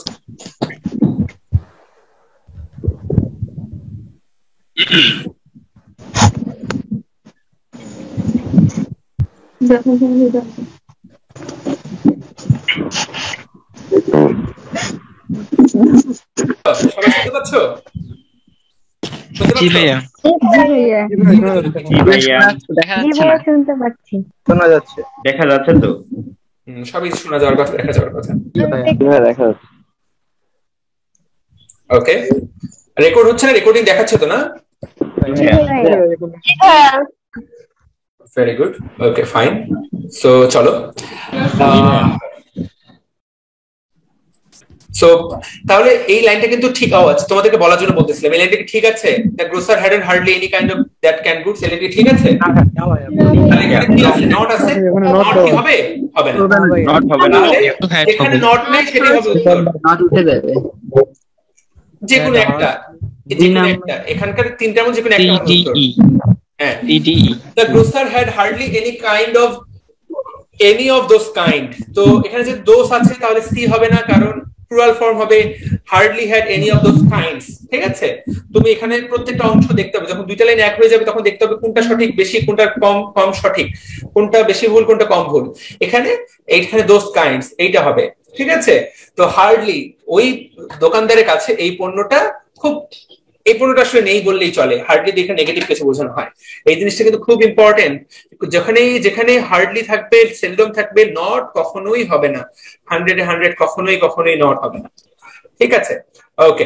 এইবার আমরা এটা গত ক্লাসে প্রিপোজিশন যখন পড়েছিলাম তখনই শিখেছিলাম, যারা গত ক্লাসটা করো নাই তারা ভবিষ্যতে এই ক্লাসটা করবা। ইন, আউট, আপ, ডাউন এই শব্দগুলা একই সাথে প্রিপোজিশন হিসেবে ব্যবহৃত হতে পারে, আবার এই শব্দগুলো একই সাথে এগুলো অ্যাডভার্ব হিসেবে ব্যবহৃত হতে পারে। দেখো সবাই এটা দেখো, এটা কিন্তু খুব মজার, এটা যারা পারো। প্রথমটা দেখো, he came in the morning, এখানে ইন কি প্রিপোজিশন নাকি adverb? Preposition. Preposition. Please come in, please come in. এইখানে আসলে অ্যাডভার্ব। কেন অ্যাডভার্ব? কি এটা? এর পরে কোনো নাউন বা প্রনাউন নেই। এটা প্লিজ কাম ইন, এটা কি ধরনের অ্যাডভার্ব? এটা হলো অ্যাডভার্ব অফ প্লেস। তোমাদের মনে আছে কিনা? আমরা কিন্তু পড়েছিলাম। ভেতরে বোঝাচ্ছে ভার্বকে মডিফাই করতে। ইয়েস, এটা কিন্তু প্লিজ কাম ইন, এটা কিন্তু অ্যাডভার্ব অফ প্লেস। ওকে, এখানে তাকায় দেখো, এটা কিন্তু অ্যাডভার্ব অফ প্লেস কে বোঝাচ্ছে যে ইন।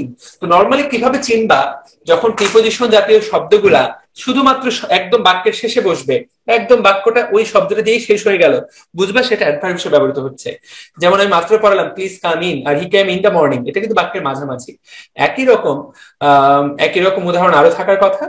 যেমন এই যে suddenly one of the wheels came off, একটা ক্যাম অফ দিয়ে শেষ হলো। এখানে অফ বলতে কি বোঝানো হয়? এখানে অ্যাকচুয়ালি বোঝানো হচ্ছে যে হঠাৎ করে একটা চাকা খুলে আসলো, এই ধরনের একটা কথা, বা একটা চাকা বন্ধ হয়ে গেল, এই কথাটা আসলে এখানে বোঝাবার চেষ্টা করা হয়েছে।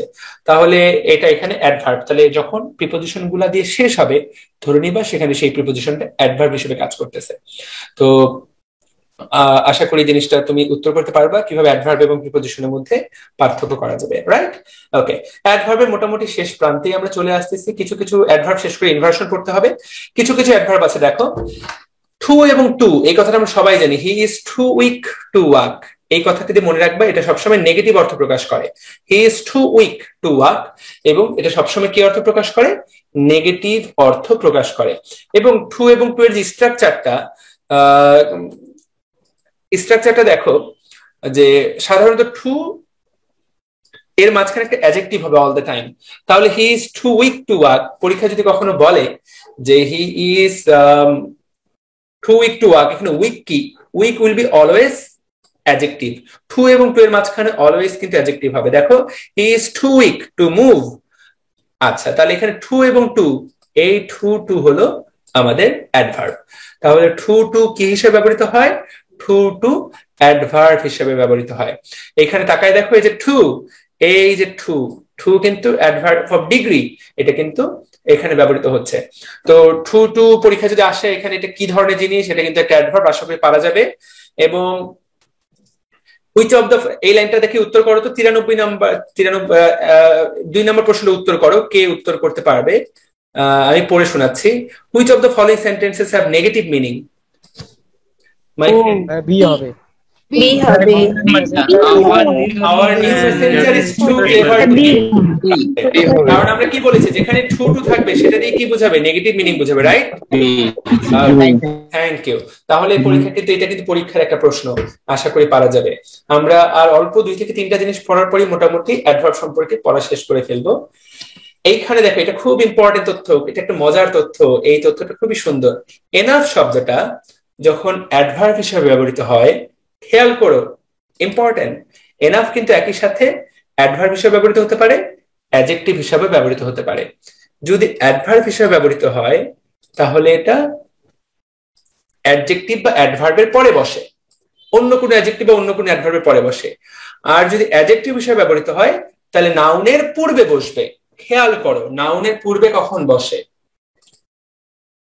when your body doesn't get enough food, এখানে ফুড হলো নাউন, তাহলে এনাফ ফুড এখানে এটা অ্যাডজেক্টিভ।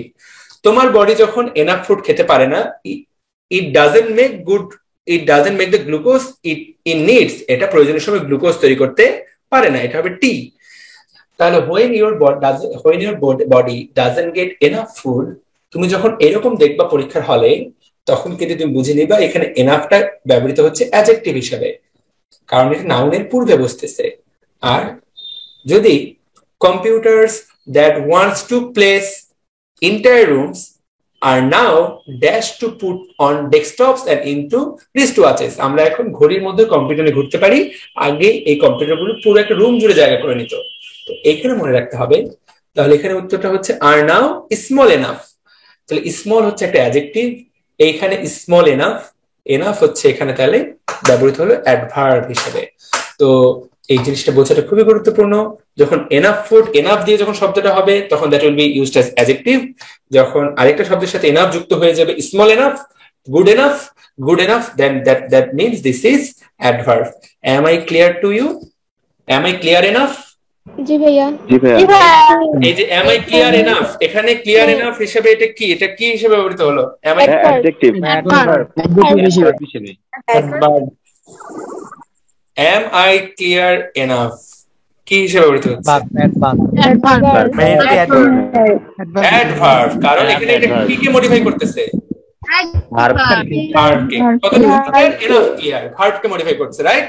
এবং আরেকটা সূত্র হচ্ছে যে ক্লিয়ার এনাফ, স্মল এনাফ, এই এরকম শব্দ এটা দেখলেই বুঝবে এটা অ্যাডভার্ব হিসেবে ব্যবহৃত হচ্ছে। ফাইন, লাস্ট থিং, খুব মজার কথা, আরো একটা বা দুইটা, এভার এবং নেভার, কোথায় এভার বসবে কোথায় নেভার বসবে মনে রাখতে হবে। যে এভার এবং নেভার কোথায় বসবে তাকিয়ে দেখো, যে হ্যাভ ইউ অ্যাসার্টিভ সেন্টেন্সে নেভার, অর্থাৎ যখন আমি বাংলায় এটাকে বলে বিবৃতিমূলক বাক্য, হ্যাঁ মূলক বাক্যে নেভার বসবে, ইন্টারোগেটিভে এভার বসবে। কথা পরিষ্কার? তুমি কি কখনো নন্দন পার্কে গিয়েছো? এটা একটা প্রশ্নবোধক, তাহলে ইন্টারোগেটিভে কি বসবে? Ever. Have you ever been to Nandan park? Have you ever been to Nandan park. তো তাকায় দেখো এইটা কেন হইলো না? Have you ever gone to Nandan park তো হতো। তুমি কি কখনো নন্দন পার্কে গিয়েছো? এভার তো দুই জায়গাতেই প্রযোজ্য। তো এখানে কিন্তু এভার, কখনো শব্দটা দিয়ে কিন্তু এভার বোঝানো হয়। তাহলে কখন হবে বিন, কখন হবে গান? খুব সুন্দর একটা ব্যাখ্যা। কেউ যদি কোথাও গিয়ে ফিরে আসে সেই জিনিসটাকে বলা হয় বিন টু, কোনো জায়গায় গিয়ে ফিরে আসলে বিন টু। আমি তোমাকে প্রশ্ন করতেছি যে Mouri, have you ever been to Nandan park? আমি যখন তোমাকে প্রশ্ন করতেছি তার মানে তুমি কিন্তু এখন নন্দন পার্কে নাই, তুমি এখন আমার সামনে, কারণ তুমি নন্দন পার্কে গিয়ে ফিরে এসেছো। কোন জায়গায় গিয়ে ফিরে আসলে হয় বিন টু, আর মোটামুটি ওই জায়গায় গিয়ে অবস্থান করলে যদি বোঝায় সেটাকে অ্যাকচুয়ালি বোঝানো হয় যে গান টু। তো কোথাও আমরা যখন বলি have you ever been to New York, কারণ তুমি নিউ ইয়র্কে গিয়েছো, মূলত এই সকল জায়গায় বিন বসে। তো এভার বসবে, কখনো কিন্তু নেভার বসবে না। Have you never been to Nandan park, এই সেন্টেন্সটা কখনই হবে না। I have never been to New York, আমি কখনো নিউ ইয়র্ক যাইনি, এই সেন্টেন্স নেভার বসবে, কারণ এটা একটা অ্যাসার্টিভ সেন্টেন্স। যখন ইন্টারোগেটিভ করে দিবা তুমি সেই সেন্টেন্সটাকে, তখন সেখানে এভার বসবে। হোপফুলি অ্যাডভার্ব সম্পর্কে যা যা পড়ালাম, যারা ক্লাস করছো আশা করি সবাই কিছুটা হলেও বুঝতে পেরেছো। অ্যাডভার্ব আমি একবার সামারি করে দিই, সবাই সামারিতে আমার সাথে একটু সাথে আসো। ওকে, আমি প্রশ্ন করলে ঝাড়াঝাড় উত্তর দিবা। অ্যাডভার্বের জন্য কি কি প্রশ্ন করতে হয়?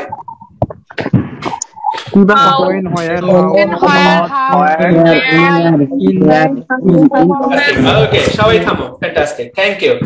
সবাই বললে ক্লাস করা যাবে না, আমি ঘাটাঘাটি করে রিভাইজ করে দিচ্ছি। অ্যাডভার্ব কি কি পড়ছি আমরা সকাল থেকে। অ্যাডভার্বের জন্য কি কি প্রশ্ন করতে হয়? How, when, in what manner, how many Times, বা সহজ বাংলায় কখন, কোথায়, কিভাবে, কেন। আমরা যদি চারটা প্রশ্ন করি, why, when, where and how, এই 3W প্লাস হাউ, তাহলে কিন্তু তুমি অ্যাডভার্ব খুঁজে পাবা। কি কি অ্যাডভার্ব জাতীয় শব্দ আছে এই সবগুলা কয়েকবার করে পড়বা, কয়েক ধরনের অ্যাডভার্ব জাতীয় শব্দ আছে। আচ্ছা, কখন অ্যাডভার্ব কোথায় বসবে? দুইটা ভার্বের মাঝখানে, অক্সিলারি ভার্বের মাঝখানে দুইটা, বা একটা অক্সিলারি ভার্ব মূল ভার্বের মাঝখানে। কিছু কিছু শব্দ আছে যারা একই সাথে অ্যাডভার্ব এবং একই সাথে অ্যাডজেক্টিভ হিসেবে কাজ করতে পারে। ভালো করে তাকায় দেখতে হবে যে এটা কাকে মডিফাই করতেছে।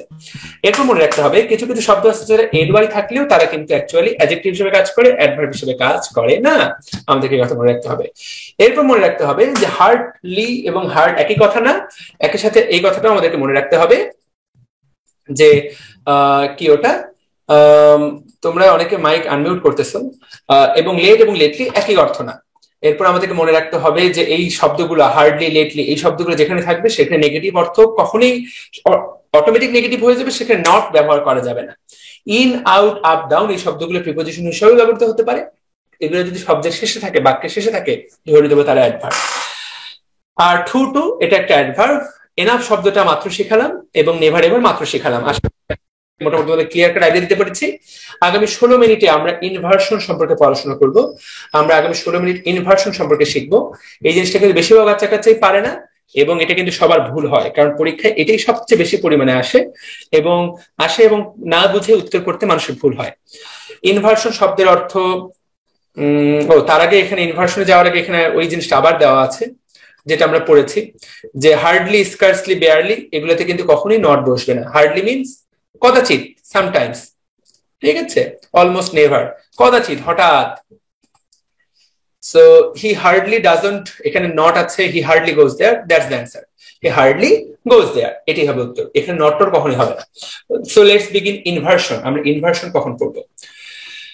দেখো, যখন সাবজেক্ট নর্মালি কি হয়, নর্মালি আমরা সবাই জানি, এইটুকু তো আমরা আশা করি সবাই বুঝি,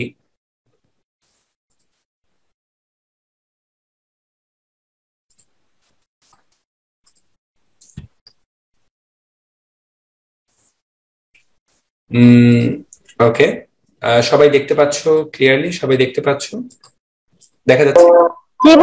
দেখা যাচ্ছে। ওকে, দেখো নর্মালি তো আমরা এটা সবাই বুঝি, সবাই কথা বলো না, আমি লিখে দিচ্ছি। সাবজেক্ট প্রথমে বসে, তারপরে কি বসে? ভার্ব, তারপরে কি বসে? অবজেক্ট, তাই না? এসভিও এই সিস্টেমে কিন্তু নর্মালি ইংলিশ সেন্টেন্স গঠিত হয়। বা আরেকভাবে বুঝতে পারে, ভার্বের মধ্যে যদি অক্সিলারি ভার্ব থাকে তাহলে অক্সিলারি ভার্বটা আগে বসে, তাহলে auxiliary verb, subject plus auxiliary verb plus main verb plus object. Normally এইটাই তো নিয়ম। He is going to school, he is going to school, school হলো এখানে অবজেক্ট। তো নর্মালি কিন্তু এটি বাক্যের নিয়ম, ইংরেজি বাক্যের এটাই নিয়ম। কিন্তু অনেক সময় যেই ঘটনাটা ঘটে, সেই অনেক সময় জিনিসটা কি, সে অনেক সময় জিনিসটা হলো ইনভার্সন। এই সময় কি ঘটনা ঘটে দেখো, অক্সিলারি ভার্বটা হবে সামনে, তারপরে অবজেক্ট, তারপরে মূল ভার্ব। তাহলে কখন ইনভার্সনটা কি হবে? Is he going to school. তো ইজ হি গোয়িং মানে সহজ, আমি যদি এটুকু এই সেন্টেন্সটা বোঝাতে চাই, ইনভার্সনে তাহলে সবার আগে হবে অ্যাডভার্ব, তারপরে হবে অক্সিলারি ভার্ব, তারপরে হবে সাবজেক্ট, তারপরে হবে মূল ভার্ব। আমি কি বোঝাতে পেরেছি?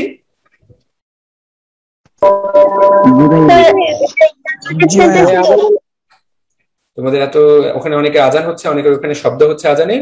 তাহলে যেটা আমি বুঝাইলাম যে কিভাবে, মিনহাজ হাত তুলছো, তোমার হাতের উত্তর আমরা পরে দিচ্ছি। ইনভার্সনে তাহলে কি ঘটনা ঘটে চলো আমরা একবার দেখে নিই। সাবজেক্ট ভার্বের ধারাবাহিকতা উল্টে গিয়ে যখন বাক্য auxiliary verb plus subject plus মূল ভার্ব এই গঠনে আসে, তখন সেটাকে ইনভার্সন বলে। ইনভার্সনের সবচেয়ে সহজ উদাহরণ হলো ইন্টারোগেটিভ সেন্টেন্স। দেখো, is he going to school, is he going to school, এটাই কিন্তু ইনভার্সন এবং এটাই কিন্তু ইন্টারোগেটিভ সেন্টেন্স, রাইট? কিন্তু শুরুতে প্রধানত অ্যাডভার্বিয়াল ফ্রেজকে গুরুত্ব আরোপ, এটা আমরা আগেই বলেছি, যখন আমরা গুরুত্ব আরোপ করার জন্য ইনভার্সন করে থাকি তখন সেটা আমরা অ্যাডভার্বের ইনভার্সন, আমরা আজকে সেটাই পড়বো। তো চলো দেখা যাক কোন কোন শব্দ দ্বারা ইনভার্সন করা যেতে পারে। নেগেটিভ অ্যাডভার্ব, এই শব্দগুলোকে বলে নেগেটিভ অ্যাডভার্ব, যেগুলোতে সাধারণত নো ব্যবহার করতে হয় না। Hardly, scarcely, rarely, barely, seldom, never, never before, never again, nowhere, no sooner, অনেকগুলা শব্দ। প্রথম দিকে শব্দগুলো সবচেয়ে বেশি গুরুত্বপূর্ণ, ঠিক আছে? প্রথম লাইনটাই অ্যাকচুয়ালি সবচেয়ে বেশি গুরুত্বপূর্ণ। এই শব্দগুলো তুমি যেখানে পাবা এবং এই শব্দগুলো যদি সেন্টেন্সের সামনে বসে, তাহলেই বুঝবা যে এই সেন্টেন্সটাকে আমার কি করতে হবে, ইনভার্সন করতে হবে। ইনভার্সন করার সবচেয়ে সহজ নিয়মটা কি? অক্সিলারি ভার্বটাকে সামনে দিবা, সাবজেক্টটা দিবা, মূল ভার্বটা দিবা, দ্যাটস ইট। যদি অক্সিলারি ভার্ব না থাকে তাহলে সেই সেন্টেন্সে কি অ্যাড করবা? সেই সেন্টেন্সে তুমি ডু, ডাজ, ডিড বসাই দিবা, তোমার কাজ হয়ে যাবে, তোমার কাজ তামাম। তাহলে আমি একটা করে দিচ্ছি, বাকিগুলো তোমরা করবা। Rarely dash anyone using typewriters nowadays. এখন মানুষ আসলে টাইপরাইটার ব্যবহারই করে না, এটাই বোঝায়, বা টাইপরাইটারকে ব্যবহারই করে না। রেয়ারলি, তোমরা আমাকে সবাই মিলে একসাথে উত্তর দাও, আমরা যে জিনিসটা শিখলাম কোনটা হবে উত্তর? এ, বি, সি, ডি।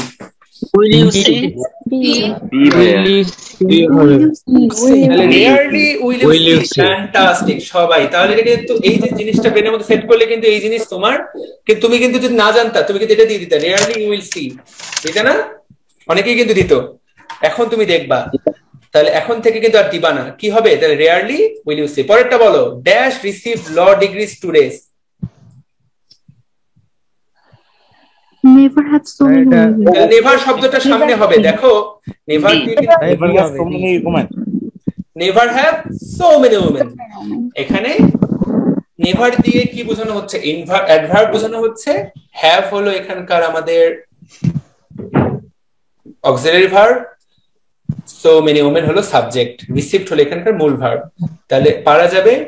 এইবার বলো এইখানে কোনটা দিয়ে ইনভার্সন করা হচ্ছে? Inversion not only but also. only does the atmosphere give us the air to breathe.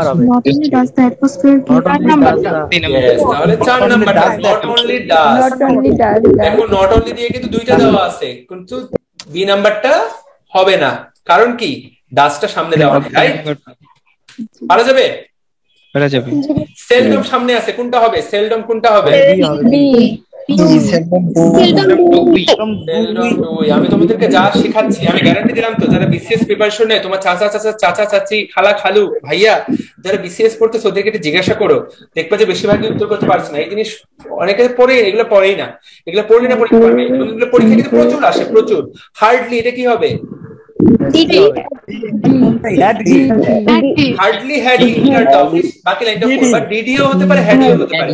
এখানে উত্তর হবে hardly he had entered the office, তাই না? তো এখানে হ্যাড হি হবে, জাস্ট উল্টে গেল। ফ্যান্টাস্টিক, এই তো খুব ভালো পারতেছে। তাহলে এইগুলো কি? এইগুলা হলো নেগেটিভ অ্যাডভার্ব, এবং নেগেটিভ অ্যাডভার্ব দিয়ে কিন্তু এখানে নট মোড হবে না। আর কিভাবে করতে হবে আশা করি ইনভার্সন তুমি শিখে গেলা। আচ্ছা, একই কথা কিন্তু সবার জন্য প্রযোজ্য, সবাইকে একটু মিউট করে দিচ্ছি। একই কথা মোটামুটি সবার জন্যই প্রযোজ্য। যে সকল জিনিস শুধুমাত্র অনলি দিয়ে শুরু হয়, দেখো অনলি কথাটা যখন সামনে পাবা, অনলি যেই মুহূর্তে অনলি সামনে পেয়ে যাবা, যেই মুহূর্তে অনলি সামনে পেয়ে যাবা, তাহলে বাক্যের শুরুতে যদি তুমি অনলি পেয়ে যাও, ওই বাক্যটাকে ইনভার্সন করে দিতে হবে। That's it. এখন অনলির অনেকগুলো শব্দ আছে, only if, only when, only because, only after, only until, only at, only in, only on, only once. Only দিয়ে অসংখ্য শব্দ আছে, আমার কতটি শব্দ আছে সেগুলো দেখে প্যারা খাওয়ার দরকার নাই। অনলি সামনে পাইছো, you will do the inversion. ঠিক আছে, এইখানে তাহলে তাকায় দেখো কিভাবে ইনভার্সন করে দিবা। Complete the sentence, only after food has been dried or ক্যান্ড। তো পরের লাইনটাকে ইনভার্সন করে দিতে হবে। কি করে দিতে হবে? তো এখানে দেখো একটু জিনিস বুঝাই বলি, সবাই একটু মন দিয়ে তাকাও। অনলি দিয়ে একটা ক্লজ দেওয়া থাকতে পারে, এগুলোকে বলে ক্লজ। ক্লজ মানে বাক্যাংশ। এইটা একটা ক্লজ আর এইটা একটা ক্লজ। অনলি ইফ দিয়ে যে ক্লজটা থাকে এর পরে ক্লজটাকে নরমালি বলা হয় প্রিন্সিপাল ক্লজ, মানে মেইন ক্লজ। তাহলে প্রিন্সিপাল ক্লজটাকে কি করতে হবে? ইনভার্সন করতে হবে। তাহলে দেখো only after the food has been dried, পরে প্রিন্সিপাল ক্লজটাকে কি করতে হবে? ইনভার্সন করতে হবে। তোমরা এখন তাকাই দেখে বলো তো এখানে কোনটা হবে উত্তর? এ বি সি ডি। ইনভার্সন করলে কোনটা উত্তর হবে? D number.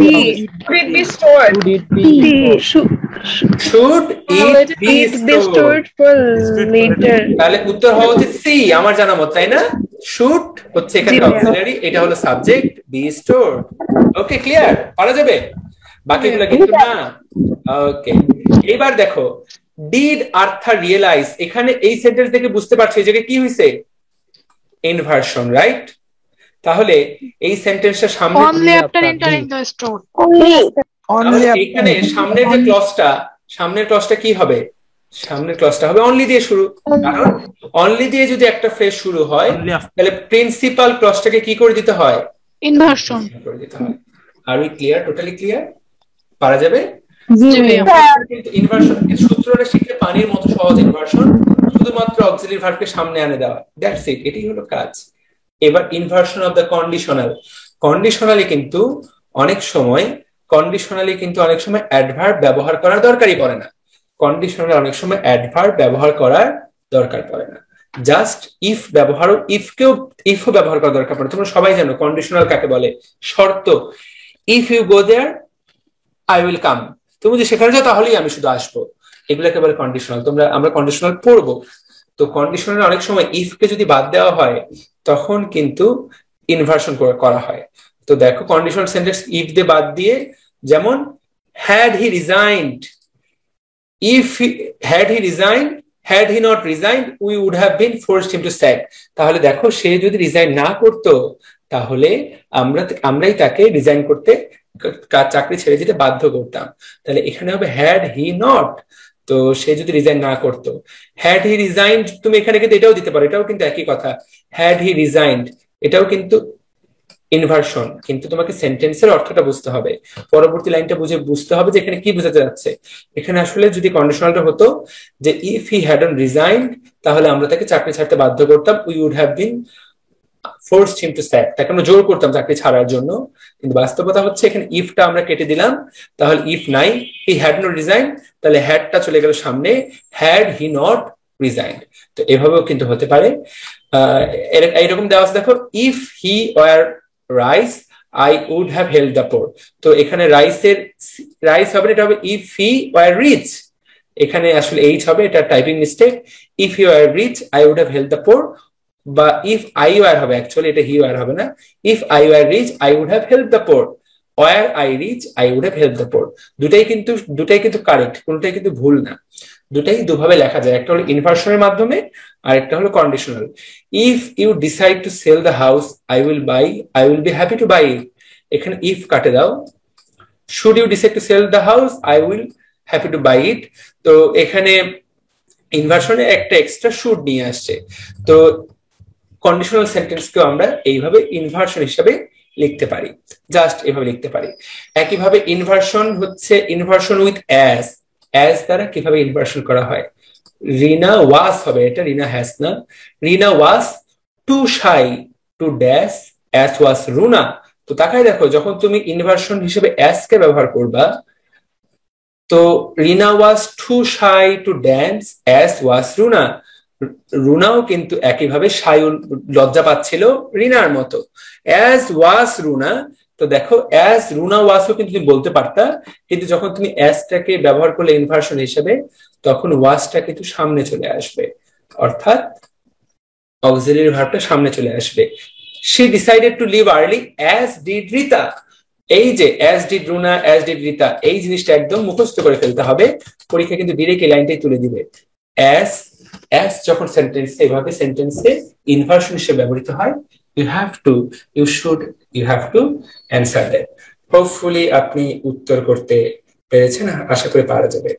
তো একই রকম ভাবে আরো দু একটা পড়াই দিই, তারপরে তোমাদের প্রশ্ন নিচ্ছি। দেখো so am I, so do I, এই যে so কিন্তু এই জায়গায় কি হিসেবে ব্যবহৃত হচ্ছে, inversion. so am I, so I am হবে না কিন্তু, so am I, so do I am a student, প্রথম বক্তা যদি বলে I am a student, দ্বিতীয় বক্তা বলে so do I বা so am I, আমিও একজন স্টুডেন্ট। I play football, দ্বিতীয় বক্তা বললো আমিও তো খেলি, so do I went home, আমি বাড়ি গিয়েছিলাম, so do I, এটা কনভারসেশনে প্রথম বক্তা যদি বলে, দ্বিতীয় বক্তা কিন্তু এভাবে so do I দিয়ে ইনভার্সন করতে পারে, ঠিক আছে। he likes coffee, so does Rana, পরীক্ষা কিন্তু এটা আসবে, so Rana does না হবে না কিন্তু, এটা this is called inversion, so does Rana। তাহলে তোমরা বাকিগুলো উত্তর করো, আশা করি সবাই পারবা। এটা বলো, we like chocolate, so do I, এবং আমিও পছন্দ করি, and so do I, এগুলো কিন্তু হবে না, and I too, and me too, এগুলো কিন্তু না, ঠিক আছে। টাইমস, এটা বলো, times have changed and so are we, এইটা বলো, এইটা কি হবে, so have we না so are we, have we, হ্যাঁ এখানে একটা তাহলে কি দেখতে পাচ্ছি, আরোই না ভাইয়া, হ্যাঁ এখানে তোমরা বলো যে টাইমস হ্যাভ চেঞ্জ, এখানে কোনটা উত্তর, এখানে ভোট নেওয়ার জুমের সাথে have we, ভাইয়া parallel স্ট্রাকচারে have we, times have changed and so have we, এখানে কোনটা হবে উত্তর, রাইট, কোনটা হবে উত্তর, have we, আচ্ছা।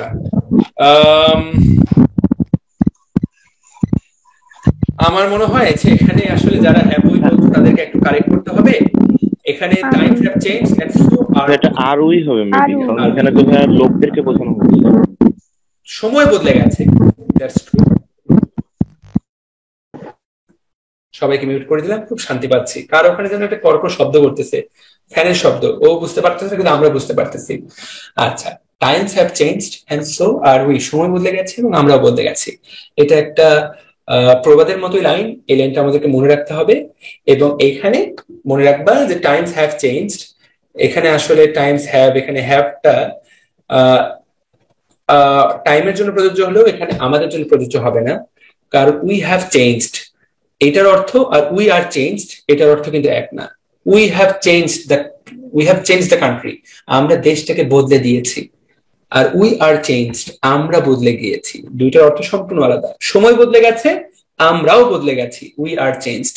উই হ্যাভ চেঞ্জড বোঝায় যে আমরা বদলে দিয়েছি, we have changed the environment, আমরা পরিবেশটা বদলে দিলাম। ঠিক আছে, তুমি যখন সেন্টেন্সের অর্থটা বুঝবা তখন তোমার জন্য উত্তর করা সহজ হয়ে যাবে। আমি কি বুঝাতে পেরেছি উই হ্যাভ চেঞ্জ এবং উই আর চেঞ্জ এর মধ্যে পার্থক্য বুঝেছো? উই হ্যাভ চেঞ্জড, আমরা we have changed the topic, আমরা টপিকটা বদলে দিলাম। বদলে দেওয়া আর বদলে যাওয়া, we are changed, I am changed, হ্যাঁ আমি বদলে গেছি, আই হ্যাভ চেঞ্জড আমি বদলে দিয়েছি, এই হলো পার্থক্য। হ্যাঁ, আই হ্যাভ চেঞ্জড আমি বদলে দিয়েছি, আই অ্যাম চেঞ্জড আমি বদলে গিয়েছি। সময় বদলে গেছে, আমরাও তো বদলে গেছি, যখন আমরাও বদলে গেছি so are we. My half brother visited Coxbazar a couple of weeks ago and so did I. নাকি? So did I. I can remember all their names. So does my sister. আমার বোনও সেগুলো পারে, তাই কি না? আমিও রিমেম্বার করতে পারি। ওকে, তো so can my sister, এটা হয় নাকি? So does my sister, so can my sister, I can remember, so can my sister, এটা হয় না ভাইয়া, এটা হবে না। So does my sister. Okay, so আমরা মোটামুটি বুঝি নাই ভাইয়া, so does my sister, এটা বুঝিনি। আচ্ছা, এটা বোঝা, অনুধাবন করাটা আসলে গুরুত্বপূর্ণ, বোঝার চেয়ে অনুধাবন যে এখানে আসলে কোনটা বেশি প্রযোজ্য। I can remember all their name, so can my sister, এই লাইনটা আসলে সো ক্যান মাই সিস্টার, তুমি আমরা যদি বলি যে ভুল কি বলে ইনভার্সনের সিস্টেম অনুসারে ভুল, সেটা হওয়ার কথা না, মানে সেটা ভুল হবে না অ্যাকচুয়ালি, তুমি ক্যান ব্যবহার করতে পারো। তবে আমি যতদূর বুঝি যে এই লাইনে এটা আসলে ডাস উত্তরটা হওয়া উচিত, আমিও পারি সেও পারে, তো আমি পারি এখানে ক্যান দিয়ে বলা হয়েছে এবং আমার সিস্টারও পারে, এখানে আসলে ডাস হওয়া উচিত। সো ক্যান মাই সিস্টার এই লাইনটা আসলে অর্থ তৈরি করে না, মানে এটা অ্যাকচুয়ালি কি বলে এটাকে স্ট্রাকচার বা সেন্টেন্সের যে গুণাবলী থাকে সেই গুণাবলীর মধ্যে পড়ে না। তো সো ডাজ মাই সিস্টার এটা আসলে সেই অর্থে প্রকাশ, মানে নিয়ম অনুসারে ক্যান এখানে বসা উচিত। হ্যাঁ, না না এরকম কনফিউজিং আসবে, এটাই তো তুমি প্র্যাকটিস করতে করতে শিখবা। এখানে সো ডাজ মাই সিস্টার হবে তুমি, এবং এখানে আই ক্যান রিমেম্বার এটা আমার জন্য প্রযোজ্য, পরবর্তী সিস্টারের জন্য তো একটা অক্সিলারি ভার্ব লাগবে, সেই অক্সিলারি ভার্বটা তুমি ক্যান কেন নিবা, এখানে ডাজ নেওয়াটাই হলো গুরুত্বপূর্ণ। যখন কোথাও অক্সিলারি ভার্ব থাকবে না তখন সেখানে কোন অক্সিলারি ভার্ব নিতে বলা হয়েছে, ডু ডাজ, মনে আছে? তো যখন অক্সিলারি ভার্ব থাকবে না, এটা তো আমার auxiliary verb I can remember, তো তুমি যখন সিস্টারের জন্য নিবা অবশ্যই তুমি ডাজ নিবা, that should be the rule actually. So does my sister আমিও মনে করতে পারি, সেও মনে করতে পারে। এখানে এইরকম উত্তর হবে। প্রথম লাইনে যেটা আছে অ্যাকচুয়ালি সেইটাই যে তোমাকে পরবর্তীতে হবে তা না। I can remember all their name, so does my sister, this should be the answer. Okay, এবার যখন neither do I nor do I এরকম লাইন যখন থাকবে, নেইদার ডু আই প্রধানত স্পোকেন ইংলিশে প্রথম ক্ষেত্রে প্রথম বক্তার নেতিবাচক বাক্যের উত্তরে দ্বিতীয় বক্তার এই ইনভার্সন হয়। প্রথম বক্তা যখন এরকম বলবে, প্রথম বক্তা যখন নেতিবাচক কথা বলবে, যেমন আই ডোন্ট লাইক কফি, আমি চা খাই না, তখন তুমি উত্তর দিবা নেইদার ডু আই। কথা বুঝতে পারলাম? তখন তোমার উত্তরটা হবে এইটা, এবং এটা কিন্তু পরীক্ষায় ডিরেক্ট চলে আসে যে আমি চা খাই না, আমি কফি খাই না, তখন তোমার উত্তর হবে neither do I. Okay, I can ride A bike, আমি মোটরসাইকেল চালাতে পারি না, প্রথম জন বললো, দ্বিতীয় জন বলবে নেইদার ক্যান আই। ওকে, তো এখানে কিন্তু নেইদারের সাথে কখনোই কিন্তু নট বসবে না। তো যখন কেউ বলবে he didn't know the answer, সে জানতো না, neither does he neither did he, এখানে এটাই হবে উত্তর। নেইদার সেও জানতো না সেও জানতো না।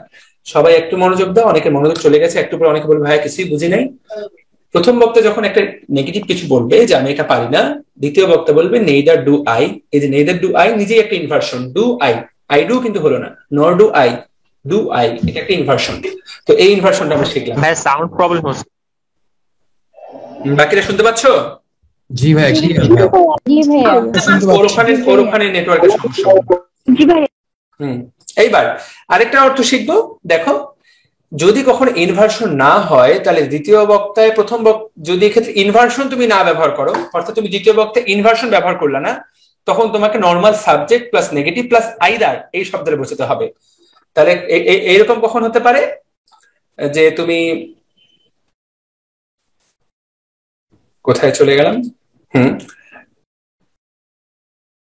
তুমি আর নাইদার ব্যবহার করবে না। পিটার কান্ট গো, পিটার যেতে পারে না বা পিটার যেতে পারবে না। I can't go either, I can't either. তো তুমি যখন এরকম পাবা আইদার যখন ব্যবহার করবে তখন কিন্তু ক্যানের সাথে নট বসবে, তো আই কান্ট আইদার। তো তুমি কিন্তু ওখানে আই কান্ট নাইদার বসাতে পারবে না, কারণ এখানে অলরেডি নট বসে ফেলতেছো। Rumpa can't type well, Rumpa ভালো টাইপ করতে পারে না। অ্যান্ড হার সিস্টার, এখানে তুমি দুইটাই বসতে পারো, কান্ট আইদার। তো এখানে আসলে আইদার কান্ট দেওয়া হয়েছে, এখানে হবে আসলে Runa can't type well, her sister can't either, তার সিস্টারও কিন্তু পারে না। তো দেখো সাবজেক্ট প্লাস এখানে এই লাইনটা একটু ঠিক করে নিবা তোমরা। হার সিস্টার কান্ট আইদার হবে, অ্যাকচুয়ালি আইদারটা পরে হবে, এও পারে না ও পারে না। ও পরের যে অ্যান্সারটা দেওয়া আছে এই যে হার সিস্টার কান্ট আইদার। তাহলে কিভাবে নাইদার ব্যবহার করতে হয়, কিভাবে আইদার ব্যবহার করতে হয় জিনিসটা কি বুঝতে পেরেছো? এটা মূলত কথোপকথন ব্যবহৃত হয়। I can't hair your voice, নর ক্যান আই ব্যবহার করতে পারো, নাইদার ক্যান আই ব্যবহার করতে পারো। ওকে, দুজন হাত তুলেছো, কারা হাত তুলেছো তাদের প্রশ্ন নিতে পারি। সাদ বিন সাইফুল এবং সাজিদা আফরিন সিনহা, বলো। সিনহা বলো। জি ভাই, আমার একটা কোশ্চেন ছিল। ইয়েস, কোশ্চেনটাই তো বলবা, বলো বলো। ভাই ওটা একটু দেখাতে হবে, পিটার। ওটা পিটার ভাই, এটা একটু ভাই, এখানে যদি আমি ট্রু দিতাম তাহলে কি হইতো না? হতো না, এটি তো নিয়ম পড়াইলাম। আই কান্ট ট্রু নর্মালি হবে না, আই কান্ট আইদার তোমাকে এটাই দিতে হবে। হইতো না বললে হইতো, তুমি সেন্টেন্স তৈরি করলে I can't true, but that is not a good sentence. এবং যখন পরীক্ষায় আসবে ট্রু দিলে 100% ভুল, কারণ এটাই নিয়ম। এবং এই আইদার ব্যবহার করতে হয় সকল জায়গায়। ট্রু দিলে তুমি লাইনটা প্রকাশ পাইলে অর্থ প্রকাশ পাবে, ইংরেজি বাক্য কথা বলার সময় ব্যবহার করতে পারবা, কিন্তু পরীক্ষা হলে অবশ্যই ভুল হবে। ট্রু দিলে হবে না, ট্রু দিলে ঠিক আছে। ঠিক আছে, তোমরা ক্লাস করতে পারতেছো না? শুনতেছো তো? লাস্ট টপিক দেখো, আমরা তাহলে এটা কিন্তু একটা শেষের দিকে একটা টপিক শিখলাম। আচ্ছা, এবার দুই একটা এগুলা হলো এখন যেগুলো শিখবো এগুলা একটু ব্যতিক্রম টাইপের, এগুলা মোটামুটি মুখস্থ করে ফেলতে হবে, এগুলা বুঝে উল্টায় ফেলা যাবে না, কারণ এগুলো ব্যবহার খুব একটা বেশি নাই। যেমন একটু লাস্টেরটা, আফটার হেয়ার এন্ড দেয়ার, যদি কখনো বাক্যের শুরুতে হেয়ার এবং দেয়ার থাকে তাহলে ধরে নিব ওই বাক্যটা ইনভার্সন হবে। হেয়ার কামস দ্য বাস, এই যে গাড়ি আসলো, হেয়ার দ্য বাস কামস কখনোই হবে না। এইভাবে যদি বাক্যের শুরুতে হেয়ার এবং দেয়ার অ্যাডভার্ব হিসেবে ব্যবহৃত হয় এবং এরকম লাইন যদি হয় তাহলে তোমাকে এটা অটোমেটিক কি করে নিতে হবে, ইনভার্সন করে নিতে হবে। দেয়ার কামস রবিন, ওই যে রবিন আসলো, ঠিক আছে। And here comes the prime minister, এটা কিন্তু আমরা রেগুলার শুনি যখন তুমি ইন্টারন্যাশনাল কোনো একটা ইউটিউবে দেখবা, here comes the prime minister. তো here the prime minister comes কখনো হয় না, there comes the prime minister. কথা পরিষ্কার? আমার জিনিসটা বুঝতে পেরেছো? তাহলে এই হেয়ার দেয়ার কি, এগুলা অ্যাডজেক্টিভ না অ্যাডভার্ব? অ্যাডভার্ব। এবং এই যে কামস দ্য প্রাইম মিনিস্টার করা হলো, এই জিনিসটাকে কি বলা হয়? ইনভার্সন। তো মোটামুটি আমি এই যেগুলো পড়ালাম অ্যাকচুয়ালি এগুলোই আসলে পরীক্ষার জন্য যা যা আছে, আমি যা যা পড়া সম্ভব সবগুলোই পড়িয়ে দিলাম। এখানে বাকিগুলো এখানে কয়েকটা আছে, এগুলো আমি আর পড়াতে যাবো না, এগুলো পড়ে হুদাই জাস্ট, এগুলো খুব একটা আসতে দেখিনি।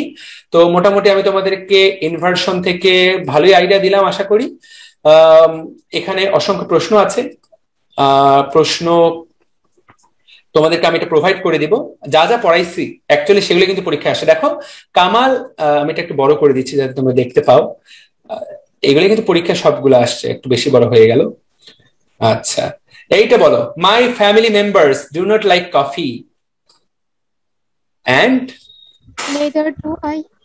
নেইদার ডু আই, আমিও পছন্দ করি না, রাইট? ফাইন। তো তাহলে my family members do not like coffee neither do I, তুমি কিন্তু এটাই উত্তর করবা। ঠিক আছে, ওকে। এইটা বলো, only after entering the bedroom, এটা কি দিয়ে শুরু হয়েছে? অনলি দিয়ে, রাইট? তুমি কি করবা? ইনভার্সন। ইনভার্সন, কিভাবে ইনভার্সন করবা? দেখতে পাচ্ছি ভাইয়া দেখতে পাচ্ছি না। ভাইয়া দেখা যাচ্ছে না তো। দেখা যাচ্ছে না। ও sorry sorry sorry sorry sorry sorry sorry sorry sorry sorry sorry sorry sorry yes, এবার দেখা যাচ্ছে? আস্তে আছে। হ্যাঁ আসছে। Only after entering the bedroom. Did he find the stranger? Only after entering the bedroom, তাহলে এখানে প্রথম কথা হচ্ছে অনলি দিয়ে শুরু হয়েছে, তাহলে তোমার কি করতে হবে? এখানে এই দুটার মধ্যে যে কোনো একটা উত্তর হবে। তাহলে did he saw the stranger, তাহলে ডিডও আছে saw আছে, জীবনও হবে না। তো did he find the stranger, অর্থ কি দাঁড়াচ্ছে? দেখারই দরকার নেই, this is the answer, right? বুঝেছো? ঠিক আছে, জি ভাইয়া। ওকে। যা যা পড়াইছি এইগুলাই অ্যাকচুয়ালি পুরো ভার্সিটি জুড়ে, সকল ভার্সিটি আমি তোমাদের দেখাই দিচ্ছি, প্র্যাকটিস করবা। আজকে ডিটারমিনার্স আর্টিকেলটা পড়াই দেবো 20 মিনিটে। বিসিএস এর প্রশ্ন আমি যা পড়াইছি তুমি এরপর এগুলো ঘাটাঘাট সলভ করতে পারবা। পিএসসি এর প্রশ্ন, তারপরে কি বলে এটাকে, ভার্সিটির প্রশ্ন, মেডিকেলের প্রশ্ন, তুমি এগুলো সলভ করো। আমি এটুকু বলতে পারি যে অ্যাডভার্ব এবং ইনভার্সনে তুমি আর ইনশাআল্লাহ ভবিষ্যতে কখনোই আটকাবা না। ঠিক আছে, ওকে। সো এই টপিকটা একটা কোশ্চেন বলো ভাই, ইনভার্সনের একবারে ফার্স্টে যাওয়া যাবে? ইনভার্সনের একদম ফার্স্টে চলে যাব? জি ভাই, ওইখানে একটা জিনিস। ইনভার্সনের ফার্স্টে চলে গেলাম, বলো।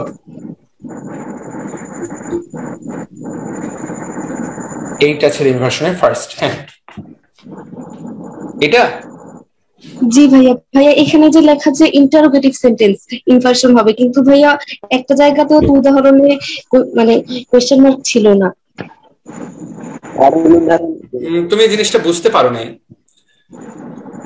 কোশ্চেন ইন্টারোগেটিভ সেন্টেন্স একটা ইনভার্সনের টাইপ, বুঝতে পেরেছো? দেখো এখানে ইংরেজিতে কম বেশি 18 প্রকারের ইনভার্সন আছে, সেই 18 প্রকারের এক প্রকার টাইপ হলো ইন্টারোগেটিভ সেন্টেন্স, তারা নিজেরাই একটা ইনভার্সন। হ্যাঁ, আর আমরা একটা শিখলাম কিভাবে অ্যাডভার্ব দিয়ে ইনভার্সন করতে হয়। আমরা এখানে গুরুত্বপূর্ণ শুধু 18 টাইপের মধ্যে অনেকগুলো টাইপ শিখে ফেলছি অ্যাকচুয়ালি। এর মধ্যে একটা টাইপ হলো ইন্টারোগেটিভ সেন্টেন্স। যেগুলা ইন্টারোগেটিভ সেন্টেন্স সেগুলো শেষ অবশ্যই প্রশ্নবোধক থাকবে, যেগুলো ইন্টারোগেটিভ সেন্টেন্স না সেগুলো থাকবে না। আমরা কি পরিষ্কার? সবাই কি বুঝতে পেরেছি? জি ভাইয়া, থ্যাংক ইউ। তা তোমরা তাহলে বলো, তোমরা যেই জ্ঞান নিয়ে অ্যাডভার্ব এবং ইনভার্সন পড়া শুরু করছিলে, এখনো কি সেই জ্ঞানই আছে নাকি জ্ঞান বাড়ছে? ভাইয়া হ্যাঁ, আমি তো মনে করি যে পুরোপুরি জ্ঞান বাড়ার কথা। যাই হোক, আমি জাস্ট এবার তোমাদেরকে দিয়ে দিব আজকে প্র্যাকটিস, কিন্তু আমি পড়াইতে করে ফেলছি, তো আলাদা করে প্র্যাকটিস করতে যাচ্ছি না। আগেই বলে দিই যে বিসিএস পিএইচডি একটা কথা ছিল ভাইয়া। কথা বলো আবু বকর। ভাইয়া আমাদের যদি পড়া মানে আজকে তো এই টপিকটা পড়ালেন, কিন্তু এই টপিকটা পড়ানোর আগে যদি এই পিডিএফটা দিতেন তাহলে ভালো হতো। আমরা পড়ার আগে একটু দেখে আসলে একটু সুবিধা হতো।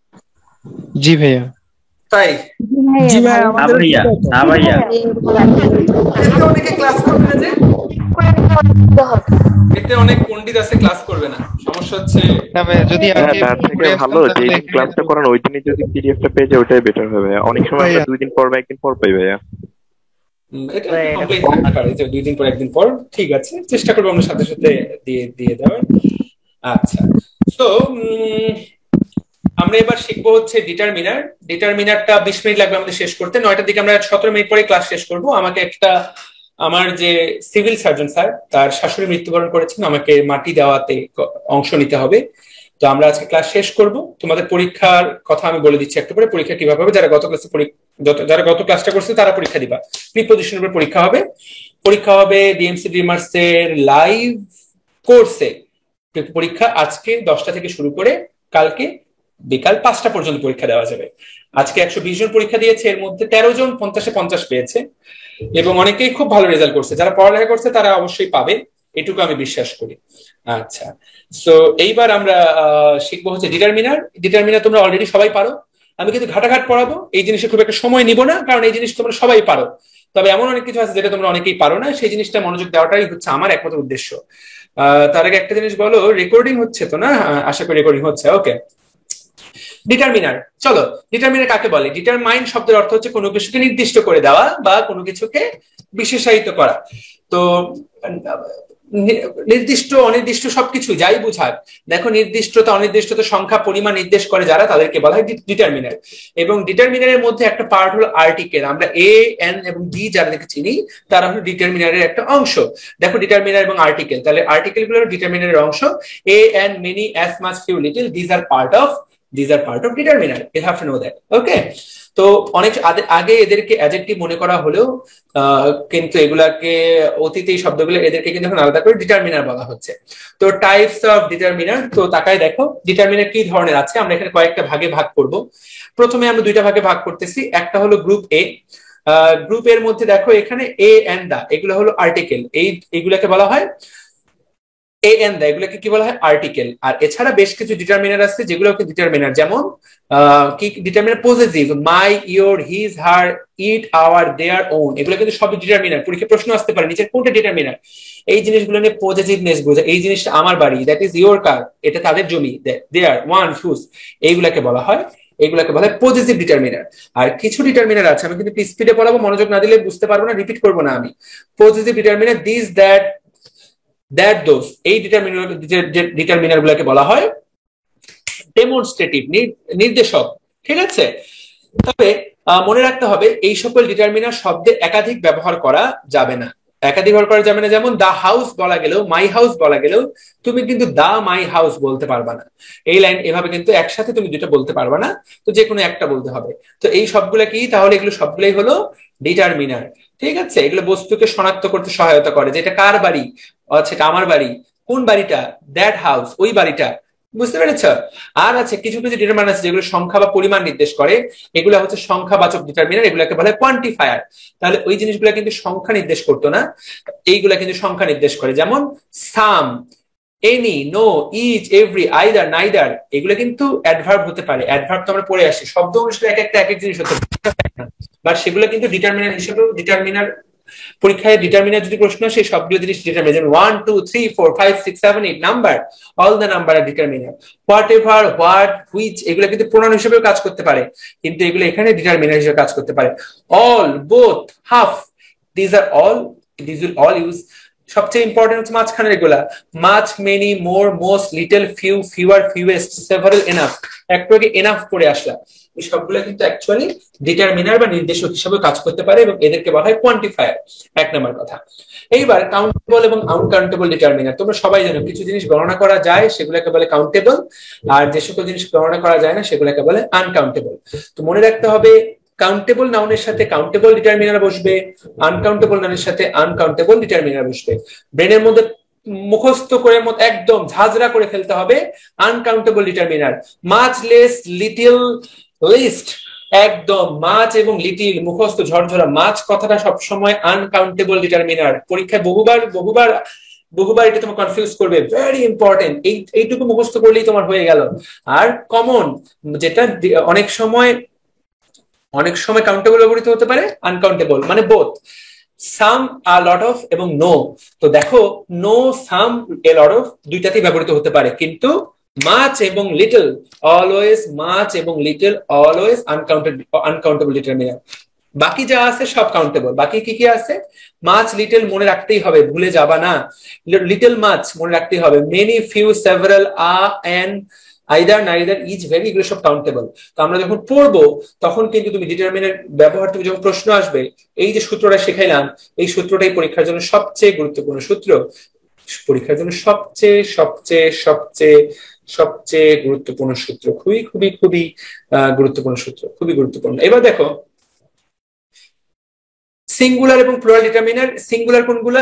এ, an, each, every, either, neither, এটা তো বুঝতেই পারছো। প্লুরাল কোনগুলো? তাহলে এটা বোঝার জন্য তোমার রকেট সায়েন্স বোঝার দরকার নেই, এটা তো বোঝাই যায় যে কোনটা দিয়ে সিঙ্গুলার বোঝায় কোনটা দিয়ে প্লুরাল বোঝায়, তাই তো? আচ্ছা, এখন আমরা চলে যাবো একদম মেইন শব্দে। এইবার তাকায় দেখো কখন কি ব্যবহৃত হবে। এইবারই একদম মেইন ইমপ্লিকেশন, প্রত্যেকটাতে অল্প করে সময় নিব। মাচ, মেনি আর লট অফ কোথায় কি বসবে খেয়াল করো। মাচ কথাটা কোথায় বসবে, সবাই আমার সাথে ইন্টারাকশন করো। মাচ এটা কি কাউন্টেবল নাকি আনকাউন্টেবল? আনকাউন্টেবল। তাহলে বলো আই ডোন্ট, এইটা বলো, I don't have dash spare time this days. Much. কেন মাছ? কারণ টাইম তুমি কাউন্ট করতে পারবে না, ঠিক আছে? তাহলে I don't have much time, তাহলে এটা একটা আনকাউন্টেবল। তাহলে সহজ কথা, মাছ কথাটা কিন্তু আনকাউন্টেবল নাউনের পূর্বে বসবে। কথাটা পরিষ্কার? ওকে, আরেকটা জিনিস খেয়াল করো, মাছ কথাটা শুধু আনকাউন্টেবল নাউনই না, এইটা মূলত না বোধক এবং প্রশ্নবোধক বাক্যে বেশি ব্যবহৃত হয়। তাহলে দেখো I don't have much time, তাকাই দেখলা এটা কোন বাক্যে ব্যবহৃত হলো? না বোধক বাক্যে। মেনি এবং এ লট অফ, এখানে তাকাই দেখো, মেনি এবং এ লট অফ এই দুটোই কি? মেনি একটা কাউন্টেবল, এই লট অফও কিন্তু কাউন্টেবল হতে পারে, আনকাউন্টেবল হতে পারে। তো ধরে নিলাম যখন কাউন্টেবল হবে, কোথায় বসবে মেনি, কোথায় বসবে লট অফ, দুইটা দিয়ে কি বোঝায়? মেনি মানেও কি অনেক নাকি, আর লট অফ মানেও কি প্রচুর। প্রচুর। দুটা দিয়ে একই কথা বোঝায়, মেনি দিয়েও বোঝায় প্রচুর, আর লট অফ দিয়েও বোঝায় প্রচুর। তাহলে কোথায় বসাবা মেনি, কোথায় বসাবা আর লট অফ? তাকায় দেখো, হ্যাঁ বোধক বাক্যের ক্ষেত্রে বসবে আর লট অফ, আর একটু আগে যেটা শিখলাম মাছের ভাই হলো মেনি, সেই না বোধক বাক্যে এবং প্রশ্নবোধক বাক্যে বসবে মেনি। তাহলে মেনি কথাটা বসাবা না এবং প্রশ্ন, আর হ্যাঁ বোধক বাক্যে বসাবা লট অফ। পারা যাবে? এটা দেখো, is there any milk in the jug, is there my milk in the jug. Milk কি? Not many. Not many. Not much. Milk কি কাউন্ট করা যায় নাকি? তুই জীবনে একটা দুটো কাউন্ট করতে পারবি নাকি? বলুন। হ্যাঁ, কি বলে পাগল নাকি? এইবার বলো দেয়ার আর ড্যাশ ডেঞ্জারাস, এখানে কোনটা হবে, মেনি নাকি lot of? A lot of. A lot of. কেন আ লট অফ হলো? হ্যাঁ বোধক বোঝায়। হ্যাঁ বোধক বোঝায়। There are a lot of dangerous drivers. Am I clear? জি। বুঝতে পেরেছো? সবাই বুঝতে পেরেছো? দেয়ার আর ভেরি মাস তো হবেই না, ভেরি মেনি তো হবে না, দেয়ার আর এ লট অফ। ওকে, আশা করি সবাইকে আমি একটা ভালো জিনিস শিখালাম কিনা বলো তো? খুব সুন্দর জিনিস। কি রে, কার ওখানে ফ্যান চলছে? ফ্যানটা অফ কর। এবার দেখো, এ লট অফ এবং লটস অফ এর মধ্যে কি পার্থক্য? এ লট অফ এবং লটস অফ কি পার্থক্য?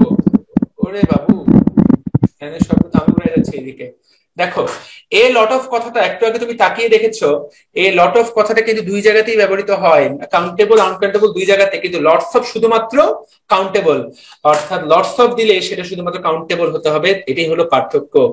There's a lot of dust in the boost, dust তুমি কাউন্ট করতে পারবা না, তাহলে there's a lot of dust, dust তুমি এখানে এ লট অফ বসাবা। এখানে কিন্তু চাইলেও লটস অফ বসাইতে পারবা না, কারণ এটা কাউন্ট করা যায় না।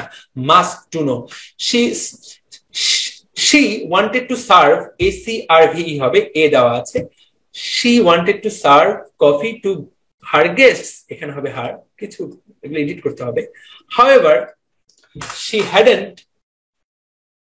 didn't have, কোনটা হবে এখানে? মাছ মেনির বেশ কিছু উদাহরণ দেওয়া আছে, কোনটা হবে? হ্যাঁ মাছ হবে। C number. মাছ হবে C. she didn't have much sugar, right? ঠিক আছে, ক্লিয়ার? কথাটা ক্লিয়ার? তাহলে সুগার কাউন্ট করা যায় না। ওকে, ফাইন ফাইন, শেখাতে পারতেছি আশা করি। এইবার few, a few, the few, এগুলো একসাথে 3 থেকে 4টা পড়াবো, একবারে পড়াবো, একবারে শিখে নিতে হবে। দেখো, ফিউ বলতে কি বোঝায়, এ ফিউ বলতে কি বোঝায়, দা ফিউ বলতে কি বোঝায়। ফিউ বলতে কিছু, এটা তোমরা সবাই জানো। ফিউ বলতে অল্প সংখ্যক, কিন্তু নেই বললেই চলে, খুবই অল্প। এ ফিউ বলতে কি বোঝায়, এবং এই ফিউ কথাটা কোথায় বসে? কাউন্টেবল নাউনের পূর্বে বসে এবং নেতিবাচক অর্থ প্রকাশ করে। হি হ্যাজ আ ফিউ ফ্রেন্ডস, অর্থাৎ তার বন্ধু নেই বললেই চলে। এ ফিউ, তাহলে হি হ্যাজ ফিউ ফ্রেন্ডস, তার বন্ধু নেই বললেই চলে। একই কথা আ ফিউ দিয়ে অল্প সংখ্যক, কিন্তু দেখো তার কিছু সংখ্যক, he has a few friend, তার কিছু সংখ্যক বন্ধু আছে। আচ্ছা দেখো, লাইনটার একটু অর্থ বোঝার চেষ্টা করো। Which of the following sentence correct a few? A few যখন বুঝাবে তার মানে কিছু আছে, কিছু আছে, কিছু আছে বলতে সাম, হ্যাঁ। আর যখন অল্প সংখ্যক, নেই বললেই চলে, হি হ্যাজ ফিউ ফ্রেন্ডস, তুমি যখন এই লাইনটা বলবা এটা একটা নেতিবাচক অর্থ প্রকাশ করে, তার বন্ধু নেই বললেই চলে। পরীক্ষা যদি ট্রান্সলেশন আসে তার কোনো বন্ধু নেই বললেই চলে, উত্তর করতে হবে হি হ্যাজ ফিউ ফ্রেন্ডস, তার মাত্র অল্প কয়েকজন বন্ধু। হি হ্যাজ আ ফিউ ফ্রেন্ড, অল্প সংখ্যক, সাম। আর যখন বলবে হি হ্যাজ, যদি দা ফিউ বলা হয় তাহলে বোঝাতে হবে অল্প তো আছেই, এবং যে কয়জন আছে এই কয়জনই হলো সবাই। যে অল্প কয়জন আছে তাদেরকেই বোঝানো হচ্ছে দা ফিউ, ঠিক আছে? যেমন এখানে I have a few friend in Bangladesh, আমার বাংলাদেশে কিছু বন্ধু আছে। তো বাংলাদেশে কিছু বন্ধু আছে, এই লাইনটি actually I have a few friend. এখানে লাইনটা আমি দাগাতে ভুল করছি, I have a few friends in Bangladesh, আমার বাংলাদেশে কিছু বন্ধু আছে। তাহলে ফিউ এর অর্থ একটা, আ ফিউ এর অর্থ একটা, দা ফিউ এর অর্থ একটা। আবার একই রকম লিটল এর অর্থ একটা, কয়েকটা একসাথে লিডল, আ লিডল, দা লিডল। দেখো লিডল বলতে বোঝানো হয় কিঞ্চিত, নেই বললেই চলে, একই রকম কিন্তু ফিউ এর মতোই। আ লিটল বুঝালে বুঝবে সামান্য পরিমাণ, অল্প একটু আছে। আর দা লিটল বললে বুঝবা যে যেইটুকু আছে তার সবটুকু সে ব্যবহার করতেছে। I still have a little money in my pocket, আমার কাছে এখনো কিন্তু অল্প অল্প টাকা আছে, পকেট মানি আছে। তো I still have a little money in my pocket, তার মানে সে যখন পকেটের কথা বলতেছে, স্টিল কথাটা বলছে যে এখনো আছে, তাহলে তোমাকে কিন্তু এখানে এ লিটল শব্দ ব্যবহার করতে হবে, ঠিক আছে? I have little pocket money in my pocket, যদি স্টিল শব্দটা না থাকতো তাহলে বুঝতে হবে যে এখানে লিটল দাগাতে হবে, যে আমার পকেটে টাকা নেই বললেই চলে। I have little pocket money in my pocket, তার মানে আমার পকেটে টাকা নেই বললেই চলে। লিটল বলতে এখানে নেই বললেই চলে বোঝানো হবে। আর স্টিল যেহেতু বলছে তার মানে এখনো কিছু আছে বোঝাচ্ছে, তার মানে এখানে আ লিটল শব্দটা ব্যবহৃত হচ্ছে। ওকে, তো একই রকম কথা হচ্ছে লেস বা ফিউয়ার, তবে এই দুটোই বেশি গুরুত্বপূর্ণ, যেহেতু আমি মাত্র পড়ালাম। এই দুটোই পরীক্ষায় খুব বেশি আসে, এটা তো রেগুলার আসে। There are 4 sentences below. In one of them, the determiner has been used correctly. Kuntate, he doesn't have many money. I would take a little salt on my vegetable. I do not want this water. There are less students in this class than in the other class. তো এখানে তোমাদের কি মনে হয় কোনটা হবে actual correct উত্তর? B. B number. Thank you so much. The answer is B. I want to take a little salt. আমি অল্প একটু কি নিতে চাই, অল্প একটু লবণ নিতে চাই আমার সবজিতে। কথা পরিষ্কার? সো এই যেটা যেটা শিখলাম আশা করি পারা যাবে। ঠিক আছে, ওকে। এবার দেখো, এই যে লিটল এর কম্পারেটিভ ডিগ্রি হচ্ছে লেস এবং ফিউ এর কম্পারেটিভ হলো ফিউয়ার। মানে তুমি যখন তুলনা করবা কারোর সাথে তখন কিন্তু এই লেস এবং ফিউয়ার জিনিসটা বসবে। একটু পরে প্রশ্ন করো, একটু পরে প্রশ্ন করো, প্রশ্ন করার অনুমতি না দিলে কেউ মাঝখানে প্রশ্ন করবে। আগেরটা ডি নাম্বারটা কি কারেক্ট? ডি। দেখো পরের লাইনটা পড়ি তাহলে দেখো, আনকাউন্টেবল নাউনের আগে বসবে লেস, আর কাউন্টেবল নাউনের আগে বসবে ফিউয়ার। তো এর আগের লাইনটা কি ছিল? দেয়ার আর লেস স্টুডেন্ট। স্টুডেন্ট কি কাউন্টেবল না আনকাউন্টেবল? কাউন্টেবল। ফিউয়ার এটা কিন্তু ফিউয়ার, তাহলে ডিটারমিনারটা কি এখন ঠিকভাবে ইউজ করা হয়েছে? না ভাইয়া। তাহলে আশা করি শিখে গেলাম। ও যে প্রশ্নটা করলো সেটা আমি আগেই কিন্তু বলতাম, পরের বার একটু পরে বলতাম, তো আশা করি শিখে ফেললাম। তো লেস পিপল, লিস্ট পিপল এগুলো কিন্তু আলোচনাতে আসবে না, এগুলো সব কি ভুয়া, এগুলো সব ভুল। তাহলে কোনটা উত্তর হবে? Fewer, right? Fewer people get American visas nowadays. এই যে শিখাই দিলাম, এই জিনিস তো আশা করি ভুল হওয়ার কোনো কারণ নাই, আশা করি পারা যাবে। ওকে, ফাইন। সো আমরা মোটামুটি অনেকগুলো শিখলাম। আর 2 মিনিটে কি আর 3টা পেজ হবে? হবে, 2 মিনিটে হবে না, একটু বেশি সময় লাগবে। কিন্তু নিচের দিকের শেষের 3টা পেজ তোমরা অলরেডি সবাই পারো, কারণ ছোট্টবেলা থেকে তোমরা এগুলোই পড়ে আসতেছো। ছোটবেলা থেকে যেগুলো পড়তেছো এগুলো কিন্তু এখনো পড়ানো শুরুই করিনি, অর্থাৎ আর্টিকেল ওইগুলো কিন্তু এখনো পড়ানো শুরু হয়নি। ইচ এবং ইভরি এগুলো কোথায় বসে? এগুলো কিন্তু সবসময় সিঙ্গুলার নাউনে বসে, ঠিক আছে? মনে রাখতে হবে এগুলো কিন্তু সিঙ্গুলার ডিটারমিনার, এই সময় ভার্বও কিন্তু সিঙ্গুলার হয়, এই কথাটা মনে রাখতে হবে। কিন্তু খেয়াল করো, যদি ইচ অফ শব্দটা ব্যবহার করা হয়, ইচের পরে অফ থাকলে কিন্তু নাউনটা প্লুরাল হয়, খুবই গুরুত্বপূর্ণ, কিন্তু ভার্বটা তখন সিঙ্গুলার থাকে। যেমন তাকায় দেখো, ইচ অফ দ্য 3 বয়েজ, নাউনটা প্লুরাল, গট আ প্রাইজ। তাকায় দেখো, each of the 3 boys got a prize. এই জিনিসটা কিন্তু খুবই ইম্পর্টেন্ট। যখন এই লাইনটা খুবই গুরুত্বপূর্ণ, যখন ইচ অফ ব্যবহার করা হবে তখন বয়েজ প্রত্যেকটা ছেলেগুলোর মধ্যে প্রত্যেকটা ছেলেই পুরস্কার পেয়েছে। কেন ভার্বটা সিঙ্গুলার থাকে? কারণ একটা করে বাচ্চা পুরস্কারটা পাচ্ছে, পুরস্কারটা একটা করে বাচ্চা আলাদা আলাদা করে যাচ্ছে, ওর জন্য প্রত্যেকটা বাচ্চার জন্য ভার্বটা singular. Each of the 3 boys got a prize, প্রত্যেকে কিন্তু পুরস্কার পেয়েছে আলাদা আলাদা ভাবে। ঠিক আছে? সো ইচ অফ থাকলে নাউনটা হবে প্লুরাল, ভার্বটা হবে সিঙ্গুলার। এই জিনিসটা একটা 5 স্টার ইম্পর্টেন্ট নিয়ম। ইচ অফ দ্য 3 বয়েজ, এখানে কিন্তু বয় হবে না, বয়েজ হবে। ঠিক আছে, এবার দেখো এনি এবং সাম, কোথায় এনি বসবে কোথায় সাম বসবে। যখন অনির্দিষ্ট সংখ্যক বোঝানো হয় তখন এনি এবং সাম বসে। খুব সহজ কথা, আমরা এই নিয়ম অলরেডি শিখে আসছি। হ্যাঁ বোধক বাক্যে সাম, আর না বোধক বা প্রশ্নবোধক বাক্যে এনি। এই জিনিসটা তোমরা আশা করি আগেও খেয়াল করেছো যে না বোধক বাক্যে কোনটা কোনটা কি বসে। তাহলে I have some money, I need some money. Have you got any money, খেয়াল করে এখানে কিন্তু সাম ব্যবহার করবা না। Have you got some money use করলে ভুল হবে। Have you got any money, ঠিক আছে? I don't have any money, I don't have some money use করা যাবে না, I don't have any money. ঠিক আছে, বলো। ভাইয়া যদি সবাই মিলে একটা প্রাইজ পায় তখন এটা কি হবে? একটা উদাহরণ দাও, সেন্টেন্সের উপর নির্ভর করে, উদাহরণটা বলো। মানে এই ফুটবল টিমের মধ্যে সবাই মিলে একটা প্রাইজ জিতলো এরকম। তাহলে সবাই মিলে যখন একটা প্রাইজ পাবে, তুমি বলো all the players goat a prize. তো সবাই মিলে একটা প্রাইজ জিতলে ভার্ব সিঙ্গুলার হবে, all the players goat a prize. ঠিক আছে, ওখানে একই রকম। তবে পাস্ট ফর্মের ক্ষেত্রে ওখানে অবশ্যই এটা বোঝা যাবে না। আমরা যদি প্রেজেন্ট ফর্মের কথা চিন্তা করি, অল দ্য প্লেয়ার্স, এখানে কি হবে? All the players gate a prize না গেটস এ প্রাইজ, কি হবে? অল দ্য প্লেয়ার গেট হবে, অল দ্য প্লেয়ার্স গেট হবে। তো এইখানে যখন সবাই মিলে একসাথে পাচ্ছে তখন কিন্তু সবাইকে একসাথে তোমাকে বিবেচনা করতে হবে। All the player get a prize, এখানে কিন্তু। আর যদি বলে each of all the players gets a prize হবে। হ্যাঁ, এখানে তো আসলে পাস্ট ফর্ম দেওয়া আছে, এটা দিয়ে উদাহরণটা ক্লিয়ারলি বোঝা যাবে না। Each of the 3 boys gets a prize, কথা পরিষ্কার? All the 3 boys get a prize. ঠিক আছে, সবাই মিলে যখন একসাথে হবে তখন ভার্বটা প্লুরাল হবে, কিন্তু ইচ যখন আলাদা করে দেওয়া হবে তখন কিন্তু ভার্বটা সিঙ্গুলার হবে এবং গেটস হবে। ওকে, একদম লাস্ট যে জিনিসটা নতুন শিখবা, বাকি সব এটাই নতুন শিখবা, বাকি সব কিন্তু তুমি অলরেডি পারো।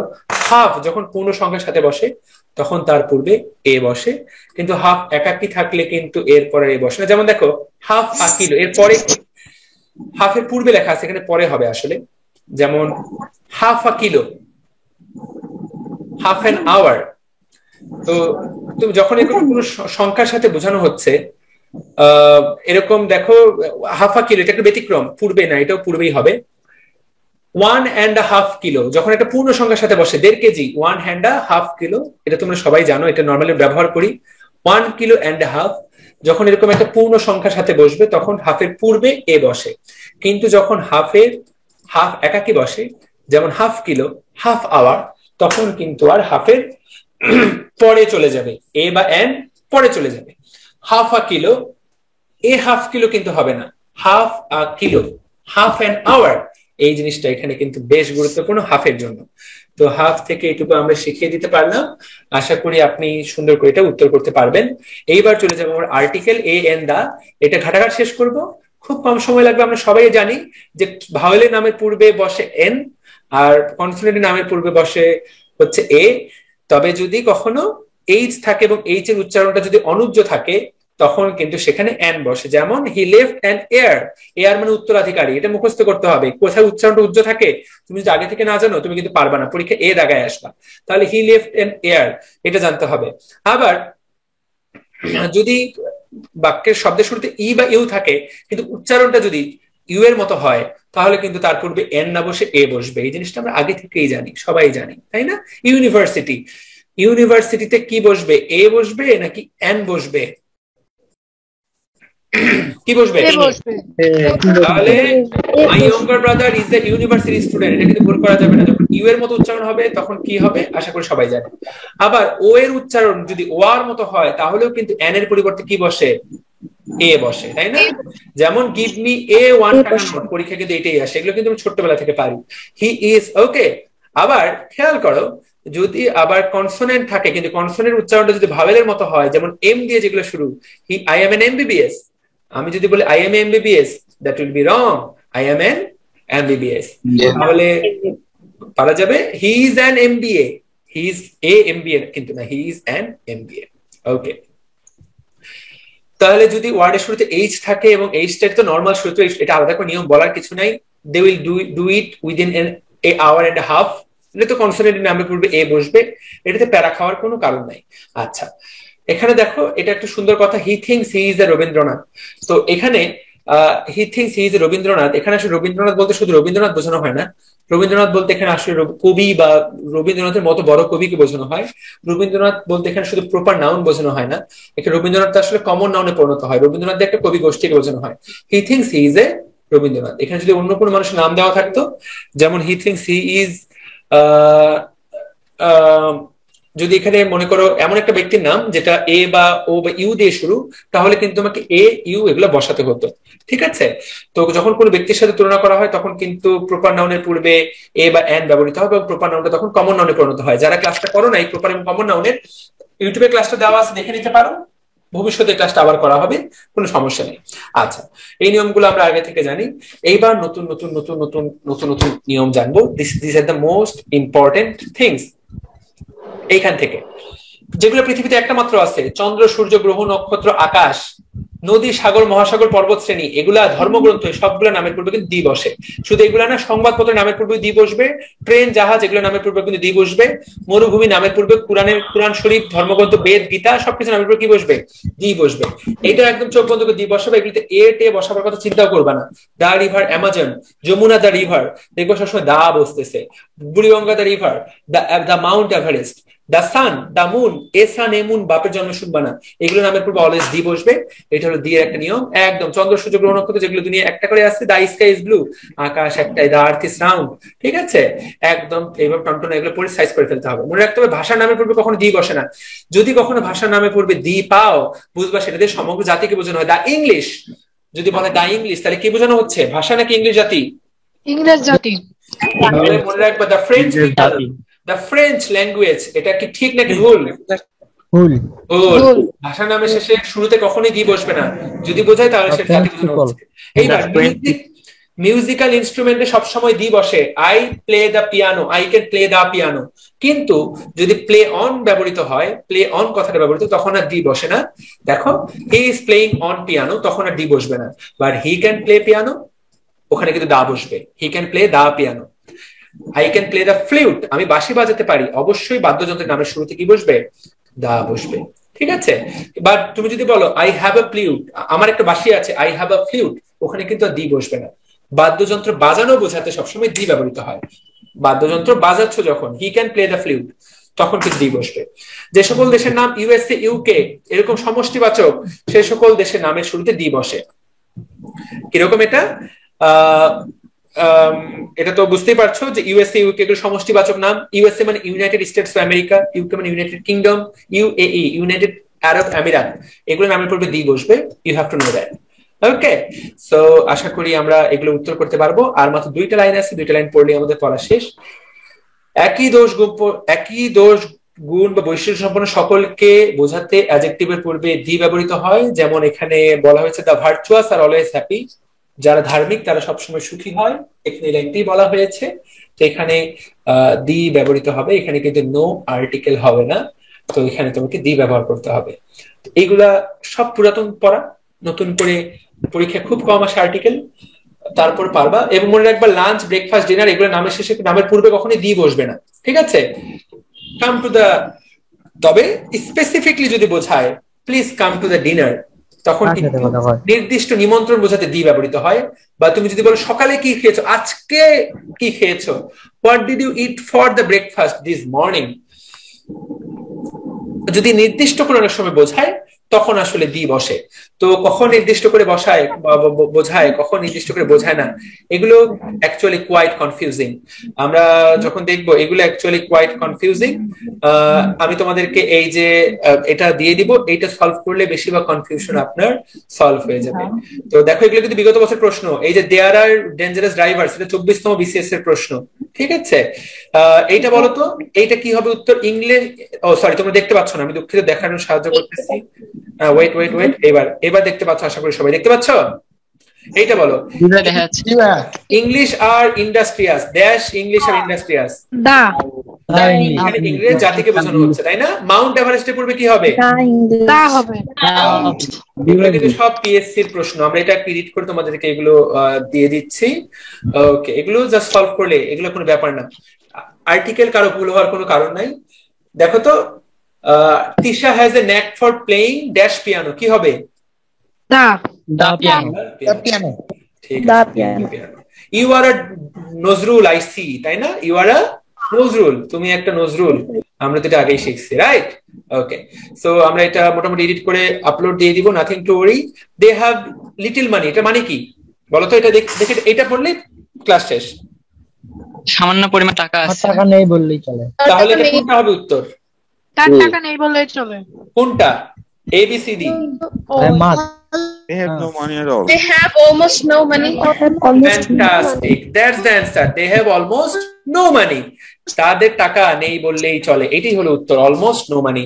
দে have no money at all, মানে একদমই টাকা নাই। ইয়েট সাম মানি। সো এই যে আমি যা পড়িয়েছি, আমরা মডেল অক্সিলারিজটা নেক্সট ক্লাসে পড়বো, নেক্সট ক্লাসে আমি অ্যাড করে দিব। হোপফুলি তোমরা অনেক কিছু শিখতে পেরেছো আজকে ক্লাস থেকে। আজকের জন্য আমি ছুটি প্রার্থনা করছি তোমাদের কাছ থেকে, তোমাদেরকে ছুটি দিয়ে দিচ্ছি। ক্লাস আপলোড দেন। ক্লাস আপলোড দেন মানে কি ভাইয়া? ক্লাস আপলোড দেওয়া হয়, এটা কি ধরনের কথা? হ্যাঁ, অনেক দেরি হয়ে যায় তো সাথে সাথে আপলোড দেওয়া যায়? এটা এডিট হতে 2 ঘন্টা সময় লাগে। লাইভ ক্লাস না করলে একটু কষ্ট করতেই হবে। লাইভ ক্লাস করবা না, তোমাদের এই রিকোয়েস্ট শোনার কোনো আমি শুনবোই না। অনেক দেরি পিডিএফটার সাথে সাথে দিয়ে দিলে অনেক ভালো। লাইভ ক্লাস করতে হবে, লাইভ ক্লাস না হলে লাইভ ক্লাসের জন্য অ্যাট লিস্ট 2 থেকে 3 ঘন্টা 5 ঘন্টা ভাইয়া কারেন্ট নামাজের জন্য একটু বেরোতে দিলে ভালো হয়। না জি ভাইয়া, মাগরিবের নামাজটা, মাগরিবের নামাজের পরেই তো ক্লাস শুরু হচ্ছে। ভাইয়া সমস্যা নেই, আমি খুবই দুঃখিত, নামাজের বিরতি আমি এখানে দিতে পারবো না। তোমাকে বের হয়ে নামাজ পড়ে নিতে হবে। খুবই এখানে নামাজের বিরতি দিলে ক্লাসের ডিসরাপশন এবং অনেক টাইম এটা অ্যাডজাস্ট করে নিতে হবে ভাইয়া, কিছু না কিছু তোমাকে অ্যাডজাস্ট করে নিতেই হবে। হ্যাঁ ভাইয়া, আজকের টপিকের উপর এক্সাম কখন হবে? ওকে, আজকের টপিকের উপর এক্সাম হচ্ছে নেক্সট সোমবারে।